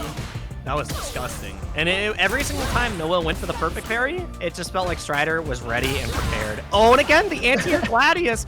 I think, and again, if you've ever watched Strider stream, I think you need to. He talks about the importance of understanding how to use Gladius, and this is a clinic on Gladius utilization, and that's no, you died, perfect. You died. Oh, that was... Not quite. That was a hood perfect. That was a hood perfect. Look, Nam Scram calls him one-touch Strider. I think you should call him you 801 touches. That's what you did. So that's what it is. You 801 touches and you died. There you go. That was insane. By the way, that was a 40-second game. Yes, that was you could fit that in a YouTube short. That's pretty good. And then it loops back to itself. Absolutely lovely. And again, Noah the Prodigy finding a way out here, not burning out just yet, but Strider still unrelenting. People can't see it on our side, but we definitely went to Kansas for a second right over there. So the Wicked Witch of the West. Yeah, we got some sepia tone action over here, but look at this. Jack in the corner, put the armor on the Gladius. Oh, ouch. It goes back to exactly what I said. 801 Strider said that one of the keys to playing Marisa is understanding Gladius utilization, and it has been so damn good. Every single time. Okay, got him. Now, good reaction with the anti-air. And here we go, tosses him backwards, and yep, goes for the drive rush low. Boom, nice. I tried to perfect parry it, just mistimed it, but that's the beautiful thing about drive parry. If you mistime it, you're fine. He's just blocking. Oh no, too far away for the drive reversal. This is gonna hurt. Yeah, I think you have to spend the level 3 here, and Strider will gladly take that situation. Gonna have a full stick of butter to fight against Noah here. And Luke players are notorious for burning out early. So if Strider can capitalize on that, I feel like this is going to be a quick round, especially with how much he has on deck. Yep, immediately the level 2, but no, it was too slow. Oh, man. Ooh, got him. Okay. There we go. Throw in the corner. This is a dangerous situation. Again, what Marisa's biggest weakness is that she does not have an OD wake up. Everything that she has loses to throw except for level 2 and level 3. But otherwise, she gets tossed in the corner. So throw loops in the corner are very powerful against Marisa. It'll throw her level 1. It'll throw all of her armor and Gladius and everything else. It'll throw everything, even the scutums. So it's a very scary situation for Marisa when she gets in the corner. But again, this is a one-touch situation. Both sides. All Strider needs to do is find one hit, maybe. Superman punch over one of the sand blasts. Let's see how it goes. Tried to fish for the perfect parry there in neutral. Oh, what a check! Punch. But again, Pixel in a dream. That stand medium kick is going to be so damn good. But the is over. Oh no, the No! Not like this! Not like this! Oh man! How did that happen? How did that happen? It hurts. It hurts. Oh God. But you know what? If you're 8-1 Strider, you can't be mad. You have to just think to yourself, okay, I got to that point where I was going to win. That means I should just be able to do it anyway, basically. He's going for a 4-0 win here is what he wants to kind of think about. Yeah, simply go next. Simply, you go next. You realize that that game was in your hands. You're totally fine here. And again, Noah already incredibly low on life. Strider needs that one last touch, and it's the Gladius, the key to the matchup. Yeah, oh my God. Putting in the work, and now oh! Get down. Where are you going? Where are you going? Why are you running? When they first showed that Scutum command grab in the trailer, they did it against Manon in the trailer, and I was just like, you're dead. That's it. Like, Manon is dead. That throw is so brutal, dude. Oh. It bends you over and punches you in the back of the head. It's like, there's no way you survive. Yeah, into the ground, dude. It's just like, come on, dude. Dude, the earth hurts, all right? Oh, my God. Strider's looking really good because, I mean, Noah, outside of that, you know, I mean, literally Strider had that game and just dropped that combo, but I mean, he has been giving Noah some fits here. But then, again, as soon as I talk up one of the players, then they just get beat up on stream. So, here we go. Noah the Prodigy coming in here, trying to take this round. Gonna get it off of the drop. What drop? Oh, pay it forward, baby. And that is it. 2-1 lead for Strider. This should 100% kill. I really do. Yo, it's definitely dead. I mean, look, yeah, pay it forward, man. This is why. This is exactly why. If you're playing online, you see someone drop a combo, you can't feel bad. You just beat them up, you take it. Because how many people have won matches on your drops as well? It all comes full circle. So this is a proper 2-1, I feel like. Yeah, that was a homie stock right there. It's like, I got you, man. Yeah. Understood. Homie stock. Yeah, that's what it is. An SD, if you will. Nice. Oh, again, huge counter hit. Yeah. Yeah, I wonder what he pressed on wake up. This is so scary. Whiff right there to get the perfect meaty. Okay, perfect parry, very important. Is he gonna jump over and side switch? Yes, he does. So here we go, pushing now, and yeah, go for the throw. Throw loop's very scary. He tries to go for the shimmy. Oh. What a perfect parry, but then just blasts out with a DP. Strider could have killed again. But again, the chip is so huge here. You just need to make Noah block one more normal anything. Maybe a Superman punch coming. You see the bumper, but the step kick is so damn fast. You're looking for so many things. Set point here for Strider. That's what makes that step kick so good is the mental stack, because you're like, is it a drive rush? Is it the Superman punch? You know, what is this? And remember, she doesn't have that move at all in Modern, which is so odd. She's like the only character I feel like that's literally missing an entire special move in Modern. Oh, again, the anti-air. Oh, brother. Nah, and the thing that's terrible about this is full corner carry. Noah is in burnout, has one opportunity to really guess. If you get hit by a drive impact, you die. But you also don't want to hold the pressure. Plus frames, trying to jump. Not out just yet. The level 3 comes out, and that is going to be a perfect from Strider. And you're going to see you later. That is so dang good. Call the 1-800 number now for 1-800-Striders to get a full can of bus ass. Call now. We were talking about this before the stream started. We were talking about how Manon is a character that really has just kind of had this precipitous drop in terms of tier list, and some people even saying she might be the worst character in the game now, which is crazy. I mean, if the bottom 3 in this game are all the grapplers, I mean, Capcom, please, come on, help the grapplers out over here. But the reason why I bring that up is because that's who 801 Strider started with the Manon, and he was just like, no, I'm switching to Marisa, and the switch has been fantastic for him.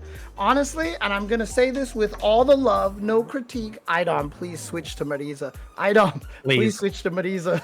Please, Idom, please. If Idom played like JP or something, like I would absolutely lose my mind. Or even like Marisa, like playing Marisa, like seeing the power, it's like dropping the training weights, right?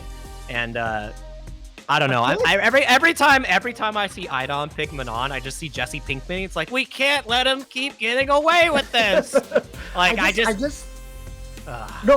honestly feel like that Marisa is more Laura-esque than Manon is, honestly. So yeah, but I don't think Idom's gonna switch off of it. Idom is determined. And I mean, hey, like made everyone see the light with Laura. Maybe there's something about Manon that we're not seeing, and Idom is still attempting to tap into it. But again, we hopefully will get to see the character come out on top, make it happen, really. But yeah, these sets have been so dang good, and I love what we've been able to see from Strider, really dominating. What? How is that encouraging playing top tier? Marisa's not even top tier. She's like mid, dude. She's A tier. Whoa, no. She's A tier. Like she again. When you look at the tier list in this game, I feel like the power level for this game, the lowest like strength character is like an A-. Everybody else is like, it's like so, A-, A, S, yeah, S, like to be fair, like all the characters are good.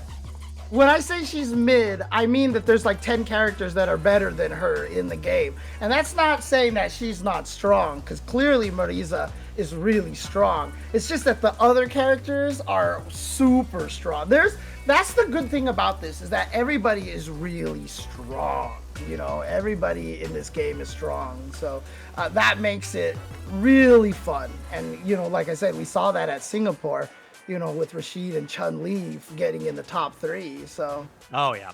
People have been sleeping on Chun. People have been sleeping on a lot of the characters, and I feel like you've been sleeping on World Warrior. If you haven't already, you need to go ahead and take a look. All the World Warriors happening around the world. The Capcom Pro Tour, we're going to be crowning many different champions. You can find out more on CapcomProTour.com, which has all the information here. As you can see, Canada West and US West are almost concluded. We've got one more event for Canada West tomorrow, with the finals coming up on November 8th, and then one more event, the spookiest day of the year, October 31st. For the final US West show, and November 15th is when the finals are going to be. So make sure that you tune in, support WNF, Level Up, Vancouver Street Battle, and every other World Warrior around the globe to see who is able to come out on top and qualify for the Capcom Cup. Because again, $1 million is on the line. And I don't know, you better pick $1 million button. I give you 1,000,000 reasons why to press Luke's crouch medium punch. And if you can't do that for one of your character's buttons, it might be time to make an adjustment. I'm just saying. I mean, honestly, oh God, I'm engaging with the chat over here. So you're having a blast. I know you are. Yeah. As you continue engaging with the chat, James will go ahead and type it out, and you can have a wonderful discussion. I mean, his name's in the voice. He's got rapport. He has authority here. So challenge his authority. We'll be back in a couple of minutes to see who challenges the top of the leaderboards here for the World Warrior. So see you soon. Don't go anywhere.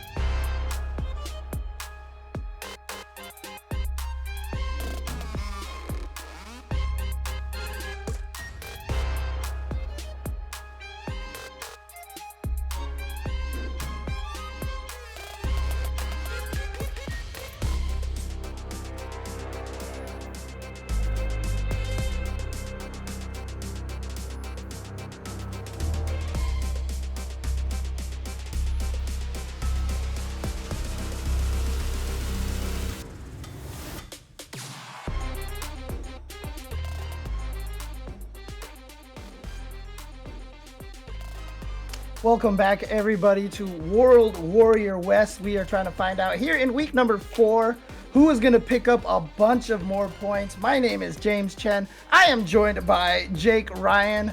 What do you think of the matches that we have coming up over here on the loser side? Well, we have 4 players left, and we started with 8, and this is great. I was talking about it earlier, and Chris chimed in the chat. He said, who won the finals, right? And I'm like, you know what? You're kind of right, Chris. Chris versus Nephew. This is a West Coast classic right here, and it's going to be the Jury versus Ken. Maybe the Luke comes out here from Chris CCH, but again, I don't know, Nephew. You don't have Colleen anymore. Can you do it against Chris? That's going to be the question. But again, Nephew is closest to Chris T in points, right? So you got to remember that. There's a lot on the line here, and Chris CCH also wants to be in that top 4. So this is one of the most important matches of the night, honestly. Yeah. And it really determines how much pressure is here for next week. Yeah, production let us know that if Nephew gets first place, he's only 5 points behind Chris T. But remember, the points determine your seed on that week 6 finals match where only the top 8 qualify in there. Chris T could just be in a position right now where he's like, you know, mathematically, I'm in no matter what. I don't care what seed I get because I'm going to cook everybody. So, you know, he might just not care, to be honest with you. So we'll see. We'll see. I don't know, man. Having 2 lives versus 1 when there's $1 million on the line. I don't know. But again, you only need 1 shot, right? There's 1 shot to get the $1 million. He doesn't need 2 lives. But again, having that security would be nice. So I really expect and hope that Chris T enters next week. He might still just be guaranteed for top 4, depending on how this shakes up. So yeah, we'll see how it ends up going. But yeah, this match is going to be very contentious. Again, Noah also aiming for that top spot. And then you have 801 Strider, who is going to be climbing up the leaderboard as well. Like, if Strider is able to win this week, and then next week, he could just take over that #1 spot. But again, top 4 is the most important. Yeah. But I do like the fact that you brought up kind of this Chris CCH Nephew rivalry here. Like you said, back in 5. For a while, Nephew was the strongest in the West Coast. Chris CCH came and was trying to take that spot. Nephew beat him the first few times, but then Chris CCH, I think, finally got the upper hand once against Nephew. I can't remember exactly, but yeah, these two were fighting for best in the West for quite some time. Yeah. And it's funny, too. It's because, like, it was so dang difficult that no one could touch Nephew, and Chris definitely got the closest. So it's nice. As much as things change, they stay the same. I love that punish counter confirm. It's so cool. It's so far. That stubby button, man. I'm telling you. You shut your mouth. The war criminal button. Oh, look at that's all a kill. This. Level 2? Is it level 1? Oh, no, yeah. Do the 2 just to make sure. Yeah. Level 1 was definitely not enough there with the scaling, so I love the decision from Chris. Yeah. I mean, it's interesting because, yeah, honestly, like, Ken's level 1, that one feels like it gets scaled a lot. I don't know what that Tatsu was from Chris right there. Didn't punish, and it's just going to get beat up. Yeah, I honestly, I think it was just a crouch medium kick that turned into a Tatsu. Because he was holding down back, and I almost guarantee that when he stood up, it just took me into it. Yeah, just read it. So. Oh wow. Yep. Smart parry right there. He was aware that he couldn't drive impact because he would die. But oh, the shimmy! The shimmy finds its mark. Nephew taking round number 2 with a perfect, tying it up 1-1. Obviously, perfects are a lot easier in this game than they were in the past because you don't take any chip damage. So, you know, got to take the perfects with a little bit of a grain of salt here. Still pretty painful to be on the receiving end. And the receiving end of this level 3 is huge. It's going to burn out even more of that drive gauge for Chris. Not out just yet. Has half a brick. And Taze the hit here. I don't know if that was on purpose, but... Yeah, that's why he just walked up and did stand phase. He was trying to burn him out, but he actually burned himself out, so he's actually not going to be able to take advantage of the burnout as easily now. You don't have that drive impact threat anymore. This is actually in Chris's favor now, too, because he's going to get out of burnout first. Yeah. And you can get the plus frame so easily. 1 Dragon Lash, 1 Jinrai sequence, and you're so good, and he's looking for the sweep because it is safe on block here.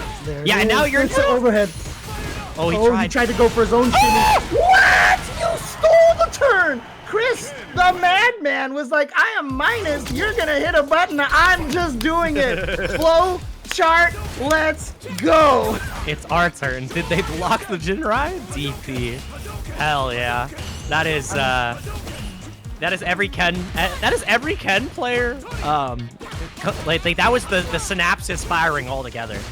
Like they piloted the single consciousness. For Sometimes Chris you gotta do it, man. Sometimes you gotta do it. I can't tell you how many times I've done slide into EX spin kick with Lucia in Street Fighter 5. Oh, and again. Oh, nice. Yeah, that air-to-air with the jump medium punch is so damn good, especially with the air Tatsu. There's like 2 uses for the air Tatsu. OD version, it's to get that combo, and then also for like to bait out DPs because of how the little extra distance it gives you on the jump ins. But yeah, Chris is looking so damn good. Also, yeah, Filipino man, he random. Oh yeah, that is Filipino man in there. Oh man.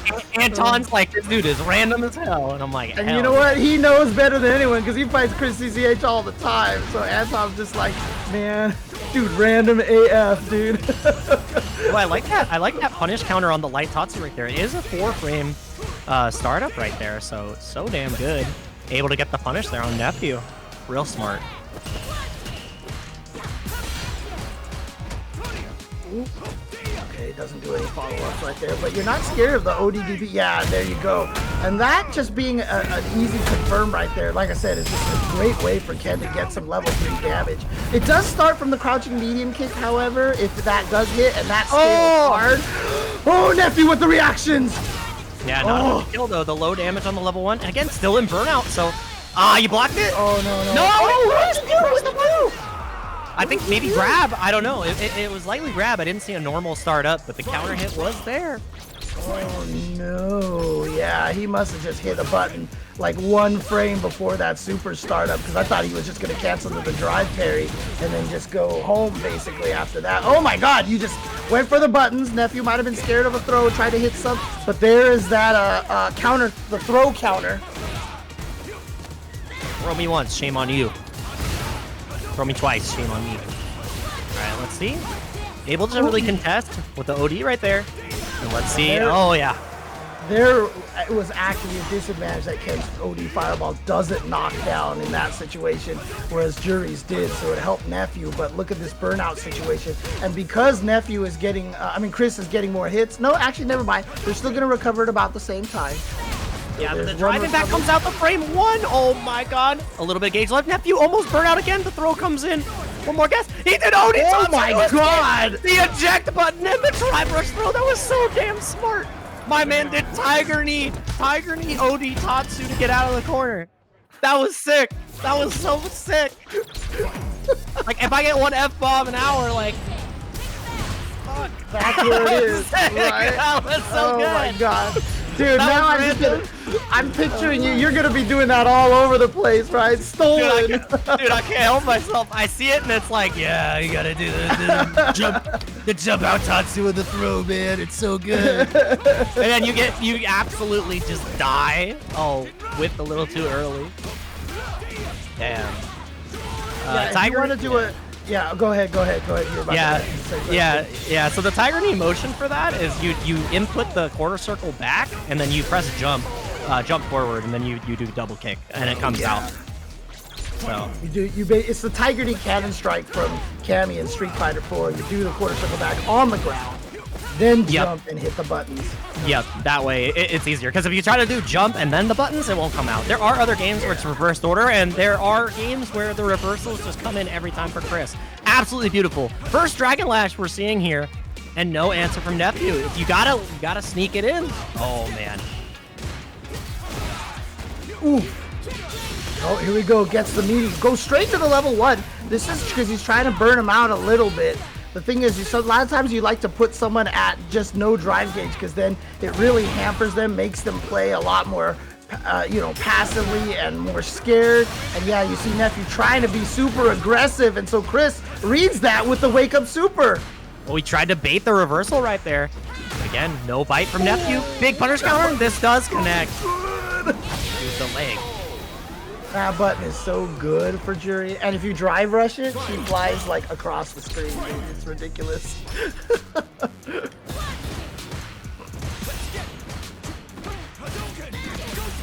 Oh, again, the check with the crouch medium punch. It's so damn fast, James. Yeah, you were talking about that button. 6 frames. Yes, Chris CCH. Trying to shimmy with that standing heavy punch. And again, what a read! And it actually went under. So that's huge for Nephew that the Dragon Lash actually went to the other side. And now Nephew with the corner. Throw loop time. Another one. Delayed throws every time. Can I get one more, James? One more on the docket? Oh, you gotta be so careful. The level 1 comes out. You cannot test Chris's reactions. Nephew still at the advantage. He was so ready for that. Came out so fast. Holy crap. Yeah, dude, he is absolutely buffered up. Oh, the overhead does connect. The level 1 should be enough here. Right there, yeah. And Nephew on the board finally here. 2-1. So Nephew gets on the board here. Can he pull a reverse 3-0 on Chris CCH? It's if he can or if he can't. Let's see what happens. All right, Chris. Oh, the jump in. The fireball comes out. It was just not aptly timed. Trying to find a way out of the corner.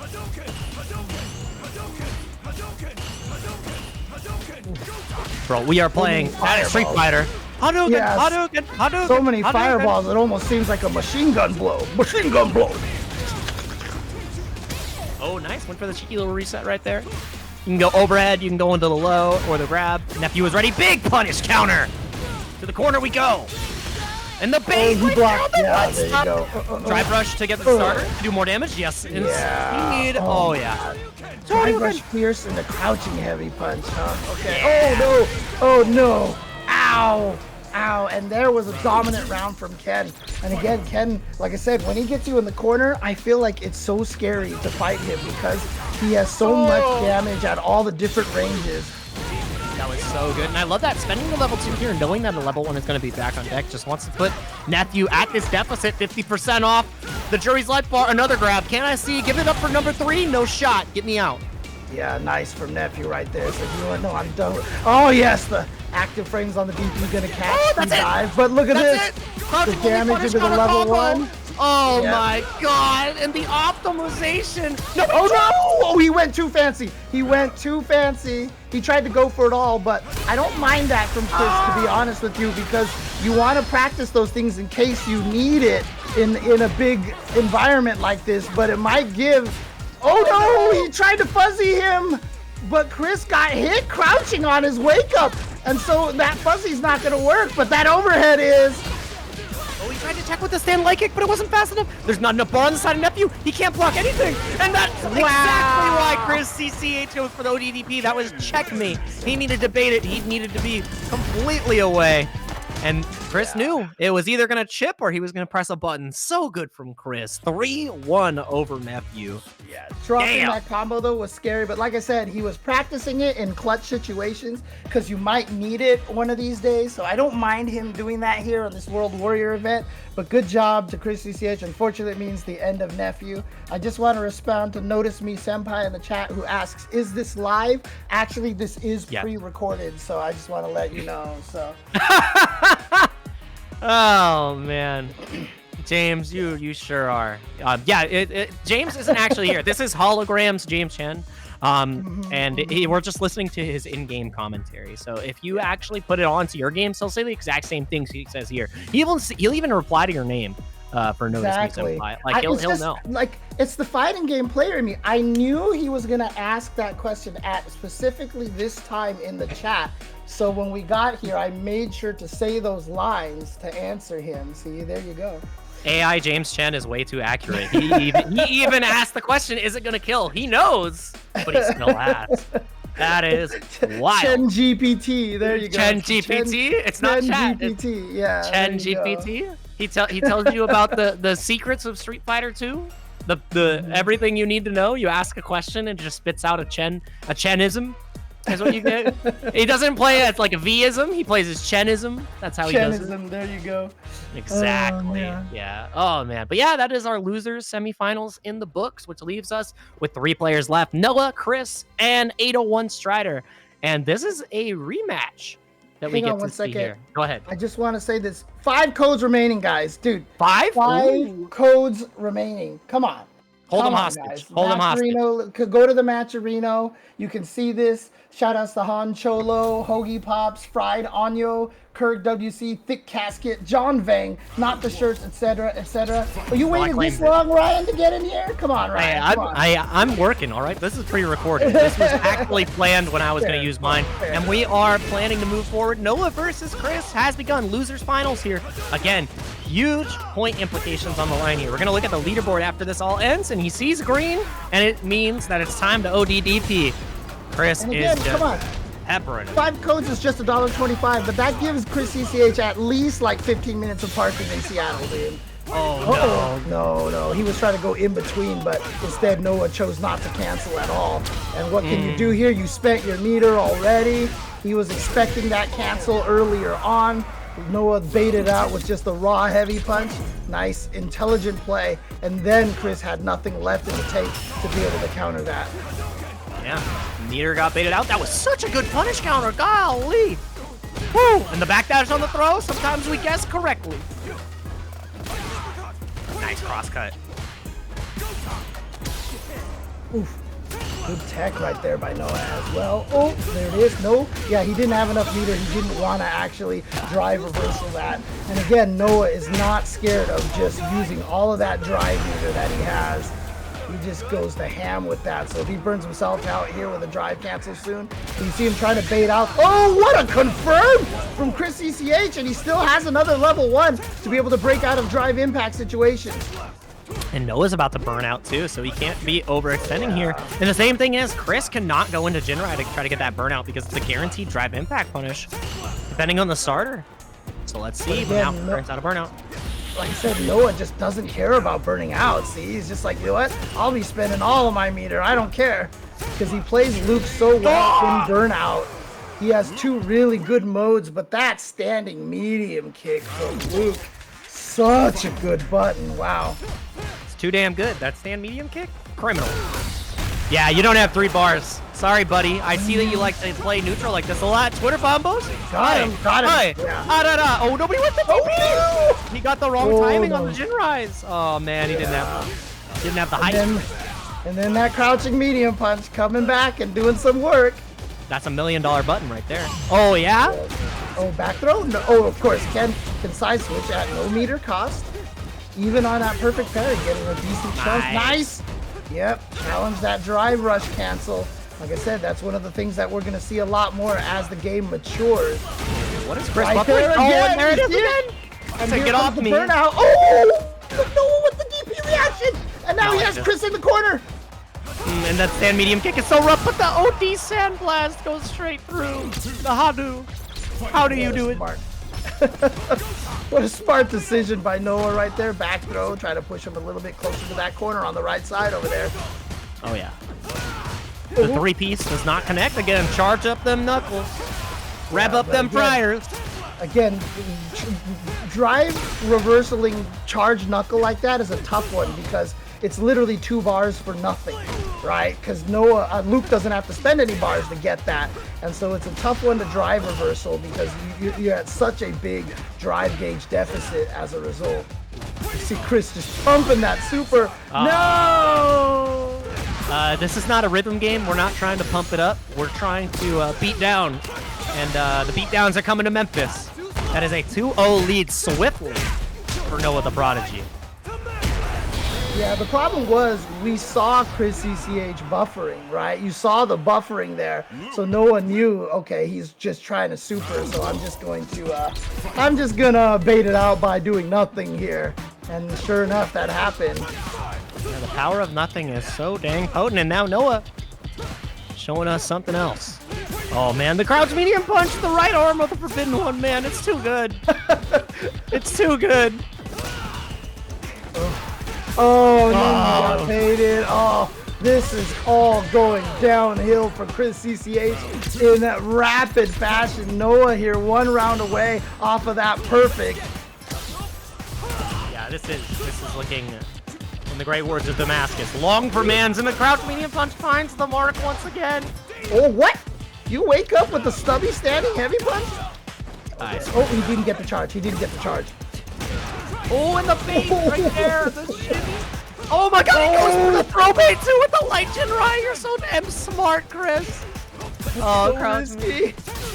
Again, it's not over just yet. He has critical art. This is a one-touch game, especially because he got the bricks back. No way.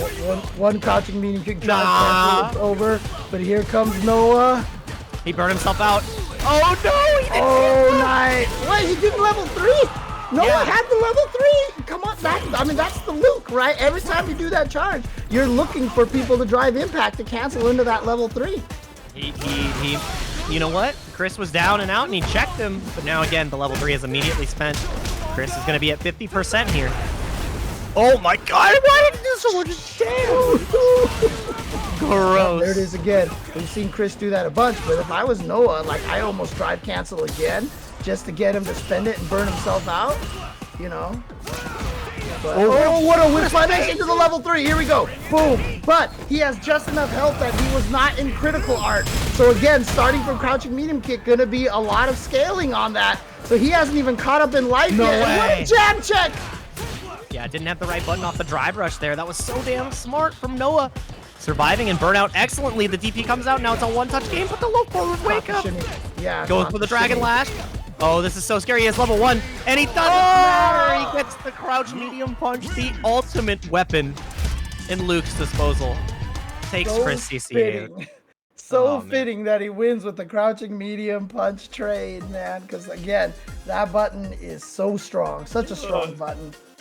And there you go. No other prodigy gonna move forward. So damn good, man. And that determines our grand finals that we're gonna have. Noah is gonna get his run back against 801 Strider. So 801 Strider in winners, and Noah the Prodigy in losers. Production, can we see the status of the I want to see the standings before this tournament. So I just want to know where we were at before this tournament started here. So you can see Nephew, so if he gets they were tied right there. 801 Strider is at 75, so yeah, he'll be at 125 if he wins this. So yeah, both of these players, Nephew and 801 Strider, whoever wins this is basically guaranteed to be in that top 8. And the thing that's scary about this too is JB has to perform next week. Has to. Because he didn't make top 8 this time. Wolfgang did. Every other player on this top 8 made it here, except for Chris T. And no one can touch him even if he wins, right? Even if they win today. So, man. And again, 75, 75, 75. 801 Strider, Noah, and Chris. That's our top 3 for this event. And all 3 of them needed these points. So now it's up. I love this. I love this energy from Noah over here. He's like, put me on Street Fighter League, dude. I love it. I love it. That's the kind of mentality you got to have to become one of the best in the country, honestly. I want to see it. I want to see it. I want to see it. The year of Noah is coming in strong. So let's see if he can close this out. 801 Strider is the last obstacle, but we got one final break before we get into that grand final. So please stay tuned. Don't go anywhere as we get into the final set to see if Noah truly is the prodigy or if 801 Strider has his 1-800 Strider number set up. So make sure that you get ready to call, and we'll be calling the matches soon.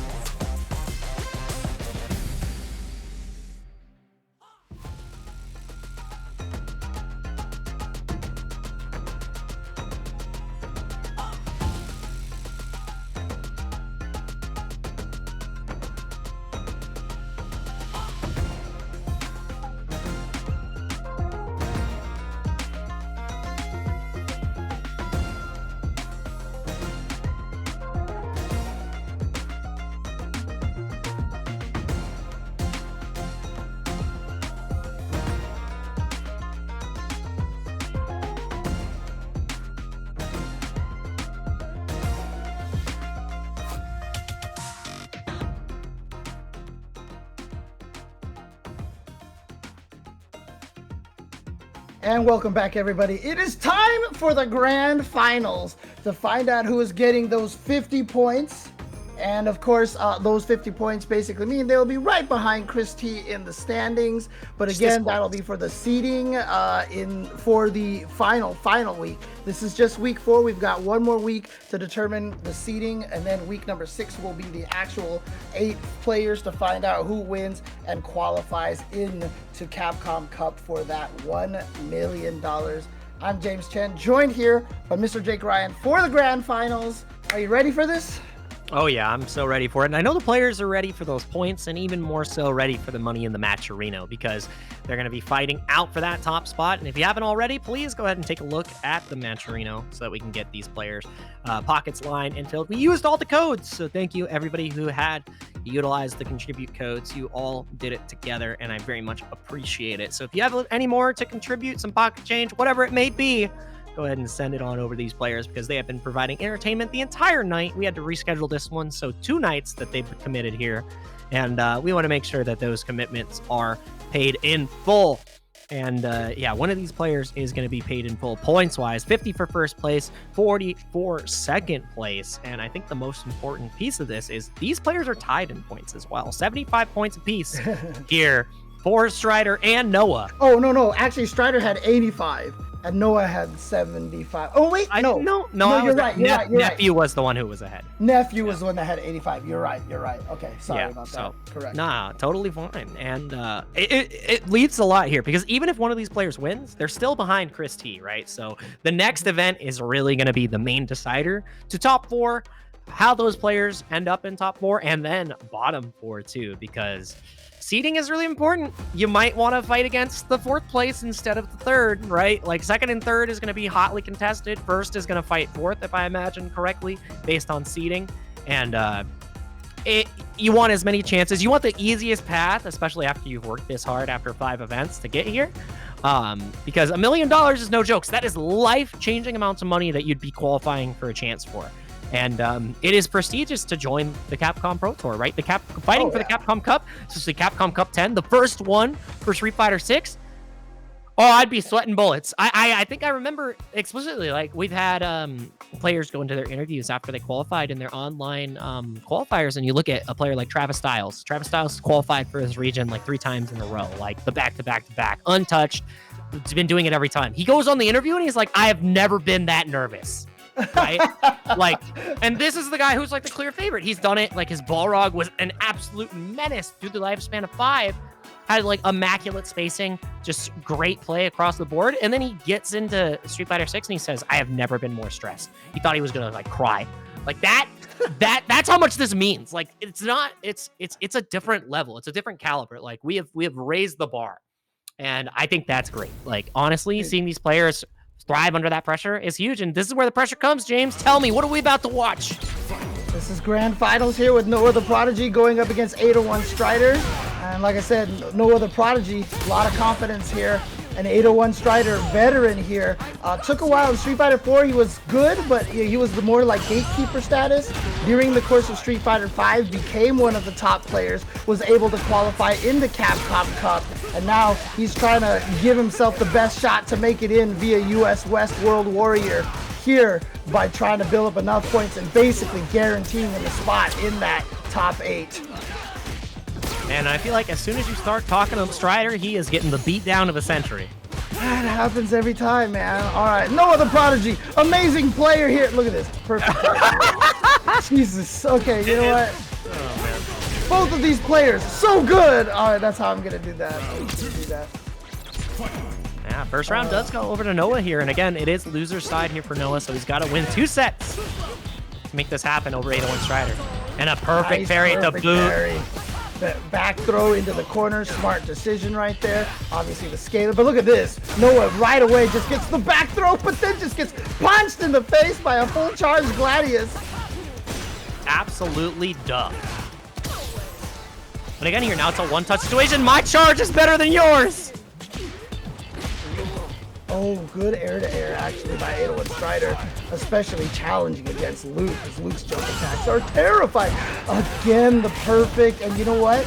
How's he gonna do this? What meters? He didn't spend any meter here, but just goes for the chip, basically. I mean, it was a little scary right there. He needed to make sure that was a true block string, because critical art kills there. So, I like that Strider kept it clean, kept it consistent. All right. Let's see. In the corner, once again, anti-air comes in, one of the weaker parts of Marisa, but finds a way, and the OD bust out. Time for the throws. Nice, using the armor of the Scootsum to steal a turn, but then just gets caught by the level 3 here. Remember, 801 Strider won 3-0, if I'm not mistaken, on the winners finals. It was a beatdown. Yeah, he was just going through Noah the Prodigy, but now Noah here. But again, we talked about this. This is one-touch Marisa right here. Any single hit could basically kill. It was 3-1, because remember, we had the charity drops from both sides. Oh, right. Yeah. That's right.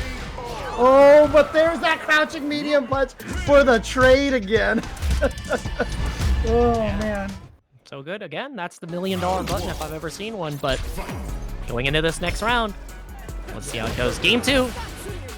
Yeah, but again, basically, Marisa's that character, right? You've never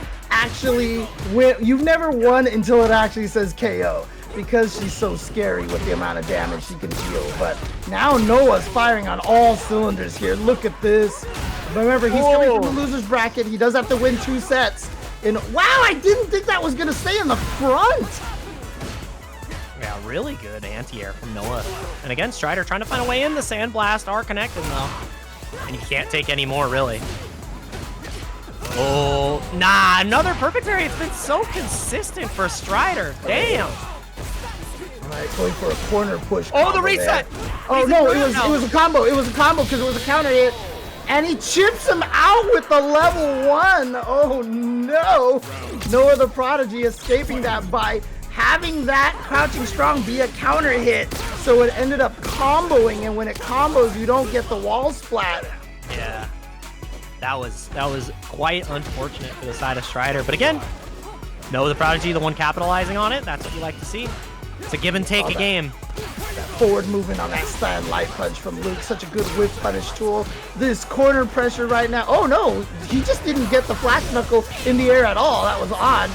And now maybe going for the safe jump. And yeah, like you said, the scariest situation, because now you're in the corner, burnt out. You have to super to get out of here. Oh, man. One drive impact can kill, but obviously he's got the meat.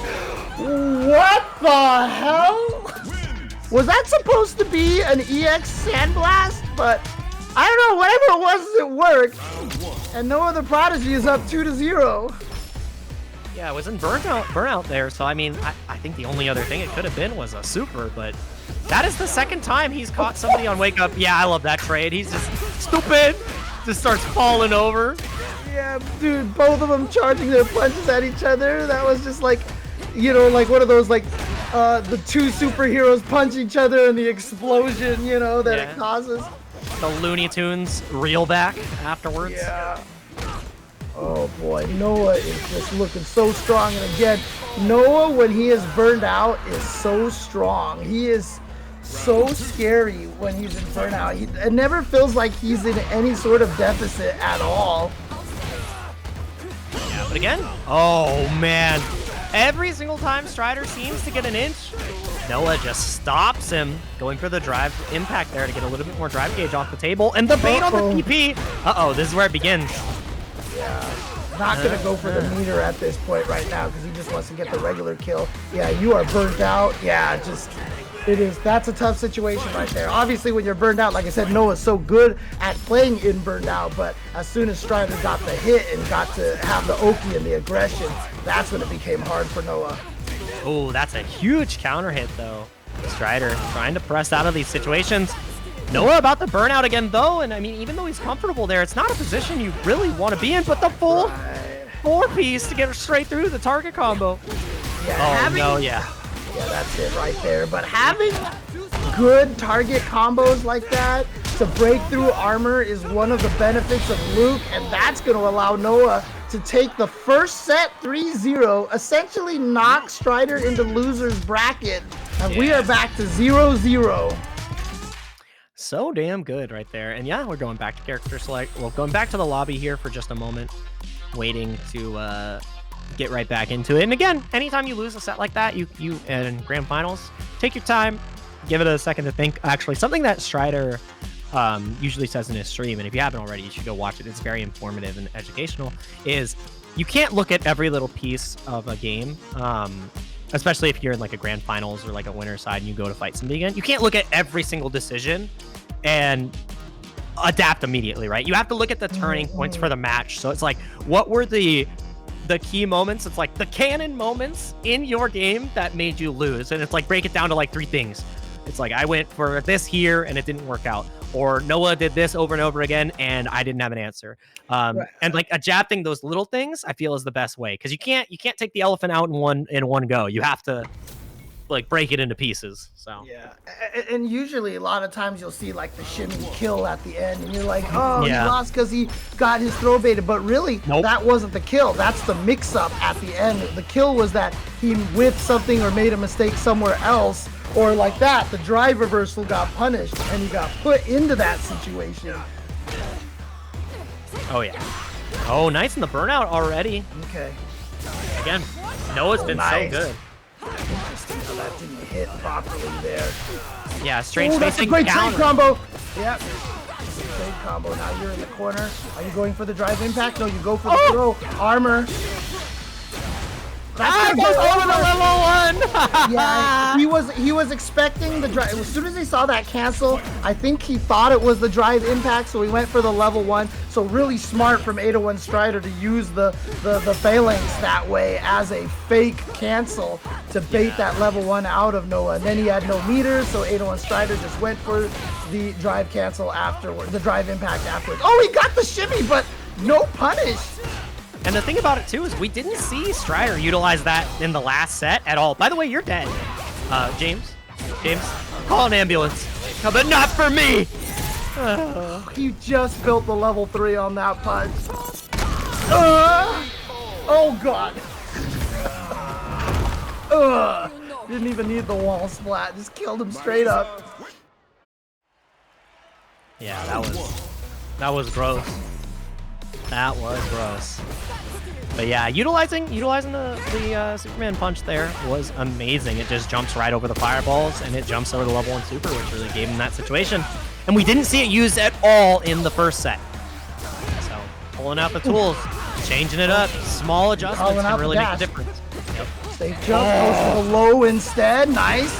Yep. Oh, the ODDP just on the wake up checks him. But still gonna have this corner situation. Not gonna spend any meter here, but he's burned out. Gonna spend it here. Is this gonna kill? It's enough! Even with the light button scaling over here. Okay. See, oh, huge punish counter. I think it was on the jab before. Momentum actually put him right in 801 Strider's arms, wide open. Oh yeah, Gladius. Yeah. Well, there's the perfect parry. They're gonna allow him to side switch off of that backdash orange knuckle, but yeah, the backdash. Can he kill off of this? Spends all of his meters, including the level 1, just to be sure. I don't even know if he needed that level 1, but it worked. And here he goes, Strider trying to go up 2-0, but he needs to take this round here now. Yeah, better safe than sorry there. And remember, the first set was a 3-0 for Noah to get the reset, and Strider, like we said, he pinpointed those key differences that needed to be made, and it looks like he's starting to run away with this. But I think this round, you need to send the bleeding now if you're Noah. You need to win this round. Yep, and here we go to Memphis. Here we go, some big damage and the burnout. This is a tough situation. Now Strider does have the level 3, but the perfect parry is just gonna be such a frustrating thing to deal with. There it is. He wasn't ready. He wasn't ready. He didn't believe. Oh, the follow-up. That was so clean. And I mean, Strider probably, because here's the thing, Luke has such amazing pressure against an opponent in burnout, right? And Strider was probably thinking, okay, we're gonna see a string or two, where's the drive impact gonna be? And it just came out immediately. So it's kind of rough, it's hard. Oh, wow. Wasn't expecting the follow-up off of that. And here we go. Just busts out of there with the EXVP. Like I said, Noah not scared of burning himself out. It's one of the strengths that he has. Like, he can play without that meter, and so you can't really, like, get him scared to spend resources and stuff, because he's like, you know what? I don't care. If I have to do it, I have to do it. But look at this damage here from 801 Strider. Ah! Where are you going? Oh, you died. And again, we are starting to see the command grabs get mixed in here a little bit more. The pressure has been established because Strider has just been layering it up, saying, I'm never going to throw, never going to throw. Always strike, only strike. And the throws are coming. The air-to-air comes out finally, too. We've been seeing him get counter-hit for that because Luke just has that long right arm of the Forbidden One. Uh-oh. Mariza's anti-airs aren't particularly strong, so Mariza's get very good at the air-to-air in reaction. Oh, no. I think you're dead, because that's a level 2 right Absolutely. there. Oh. Slap. And look at this. 801 Strider coming right back with a super fast game. Number 3 goes up 2-1. You know, you talked about the 3-0 in the first set, but remember, Strider won the winners finals almost like a 4-0, because remember, he dropped the combo, so, you know. Hey, you know, you give and take, all right? It was just karma coming back. But yeah, man, oh man. Let's see. Again, the lockdown in the corner. Noah's looking so good, but the back throw incident, this is so tragic. And again, the command grab comes out. Oh, dude, one more? Nah, strike him up, air to air. Can't escape, not burned out just yet, but it's gonna be. There it is. Dire. But he's got a level 1. He's got a level 1. Oh, he's gonna need more than that. Yeah, that's gonna be death. Oh, right there. Yeah. Look at all those resources spent, and here we go. Tournament point for 801 Strider using the Mariza. Yeah, definitely making it happen. And again, any of these characters can do it. Let's see. Ooh. Strider. Nice. Follow through. No way! He went for the reversal. This is going to be massive damage to level 3. He's got the level 3. He's going to go for. Look at this damage that he's going to do. Yeah, you're not dead. But again, this is almost checkmate because Noah's got to find a way out with the super. He's got to find a way out. Chip is imminent.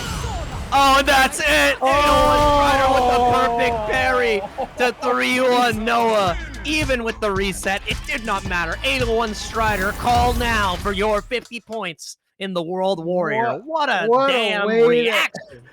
What a way to end it right there. So now 801 Strider's gonna be like, yo, put me in Street Fighter League, man. He definitely was there before, but Gustavo here is the champion. Very, very well done. Perfect parry on the. He perfect parried the fully charged knuckles so many times. You know that's something that he's been practicing a lot for. Clearly he's been practicing that, and so shout outs to Gustavo. Again, the change from Manon to Mariza has been such a benefit for him, and he shows it here, taking World Warrior Week number 4.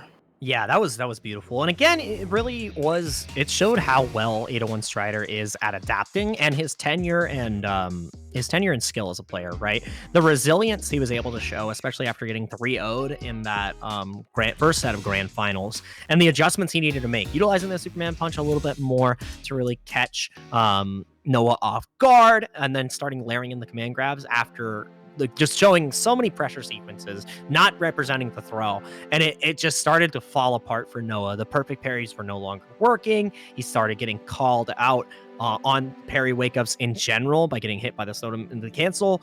And it just masterclass on how to deal with Luke and his plus frame options. So good stuff from Strider, man. That was such a good showing. Yeah.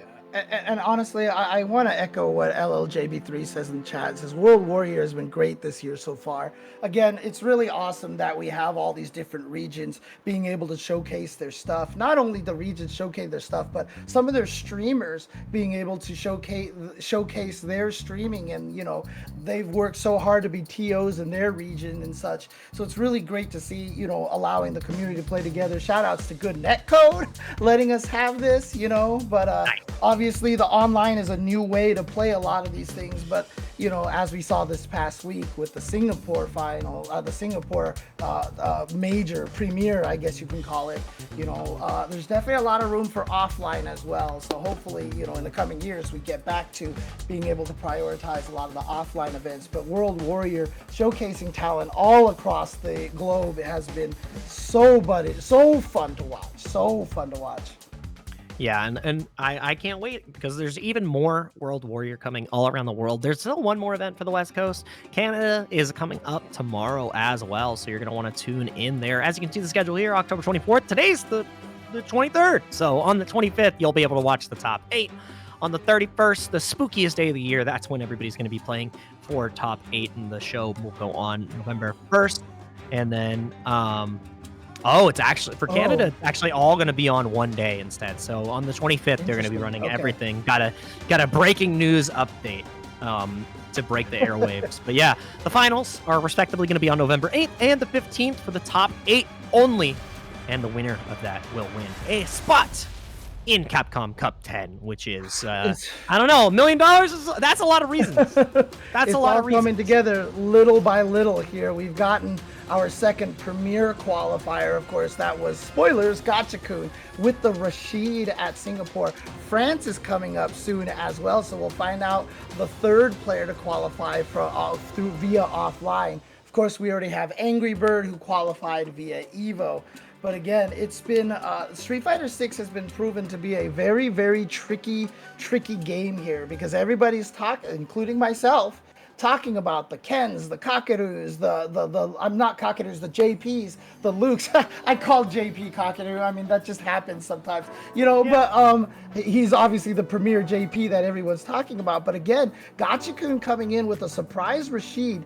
Again, this game is really, really balanced. And as much as everybody wants to complain about Ken and Luke, and including myself, like Jake knows, right? Like, you know, I'll complain about Ken all day, but you know, the balance in this game is very, very strong. And yeah, in the top 64, you're going to see a majority of one particular characters. Like there was 10 JPs, 10 Kens, and 10 Lukes or something like that. But in the end, any character, most of the characters in this game have the capability of winning a tournament. And I think that that's really cool. Yeah.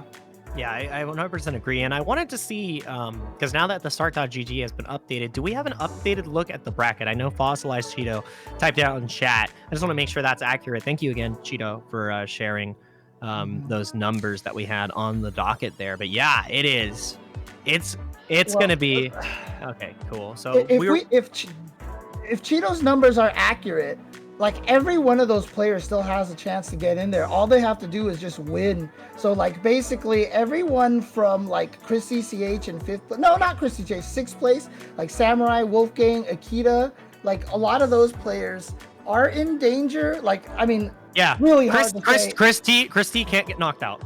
So right. the players who can't get touched right now, because if you look at this right here, right, the highest point in 8th is Akita. So if you have over 120 points, you're cinched. You are in. So Strider is guaranteed. Chris T is guaranteed. Because 8th place would need to, actually it's after 8th place, so 55. So anything over 105, you're in. Noah, guaranteed. Nephew, guaranteed. Strider, guaranteed. And Christy, guaranteed. Christy CH as well, because 9th place has 55 points. So nobody below that can reach them. So yeah, and honestly, the only way Samurai can lose, he might be all right, because obviously if someone passes him up in points, he only goes down to 7th spot. But 3 people would have to pass him. So it would have to be JP, Arcade Rat, and JC Ace earning the 50, the 40. No, he can't. Actually, no. If JC Ace got first and then Julio got second and JB got like third, it like might just be enough to push Samurai out, but it has to be like the most ridiculous it's not gonna happen. It's not gonna happen. It's gonna be collusion if it happens. So again, it looks like only people in like true danger that are I think so the top 6 are in, unless some crazy tournament result happens. It's Wolfgang and Akita fighting against the remainder, and then obviously the standings for the top 4. While you are guaranteed to be in the top 8, top 4 is a different story. So Right. And the other thing too is, you know, do these players want to fight for seeding, right? So Chris T, 801 Strider, Noah, Nephew, Chris CCH, Samurai, they could definitely still try to fight for seeding right now, and they could come and ruin a lot of other people's hopes in the next week as well. So a lot to be determined, but again, once that is determined, those top 8 players will be automatically entered into the final week. It'll just be those 8 players. We play just the top 8, and the winner of that tournament qualifies for Capcom Cup. Oh yeah, it is going to be a blast, and we have a little bit more to go, because even though the tournament's done, we're going to have a few words with 801 Strider after we take a quick little break. So please stay tuned. The man of many talents is going to be on the mic with us, so don't go anywhere. We want to listen from our winner. So see you soon.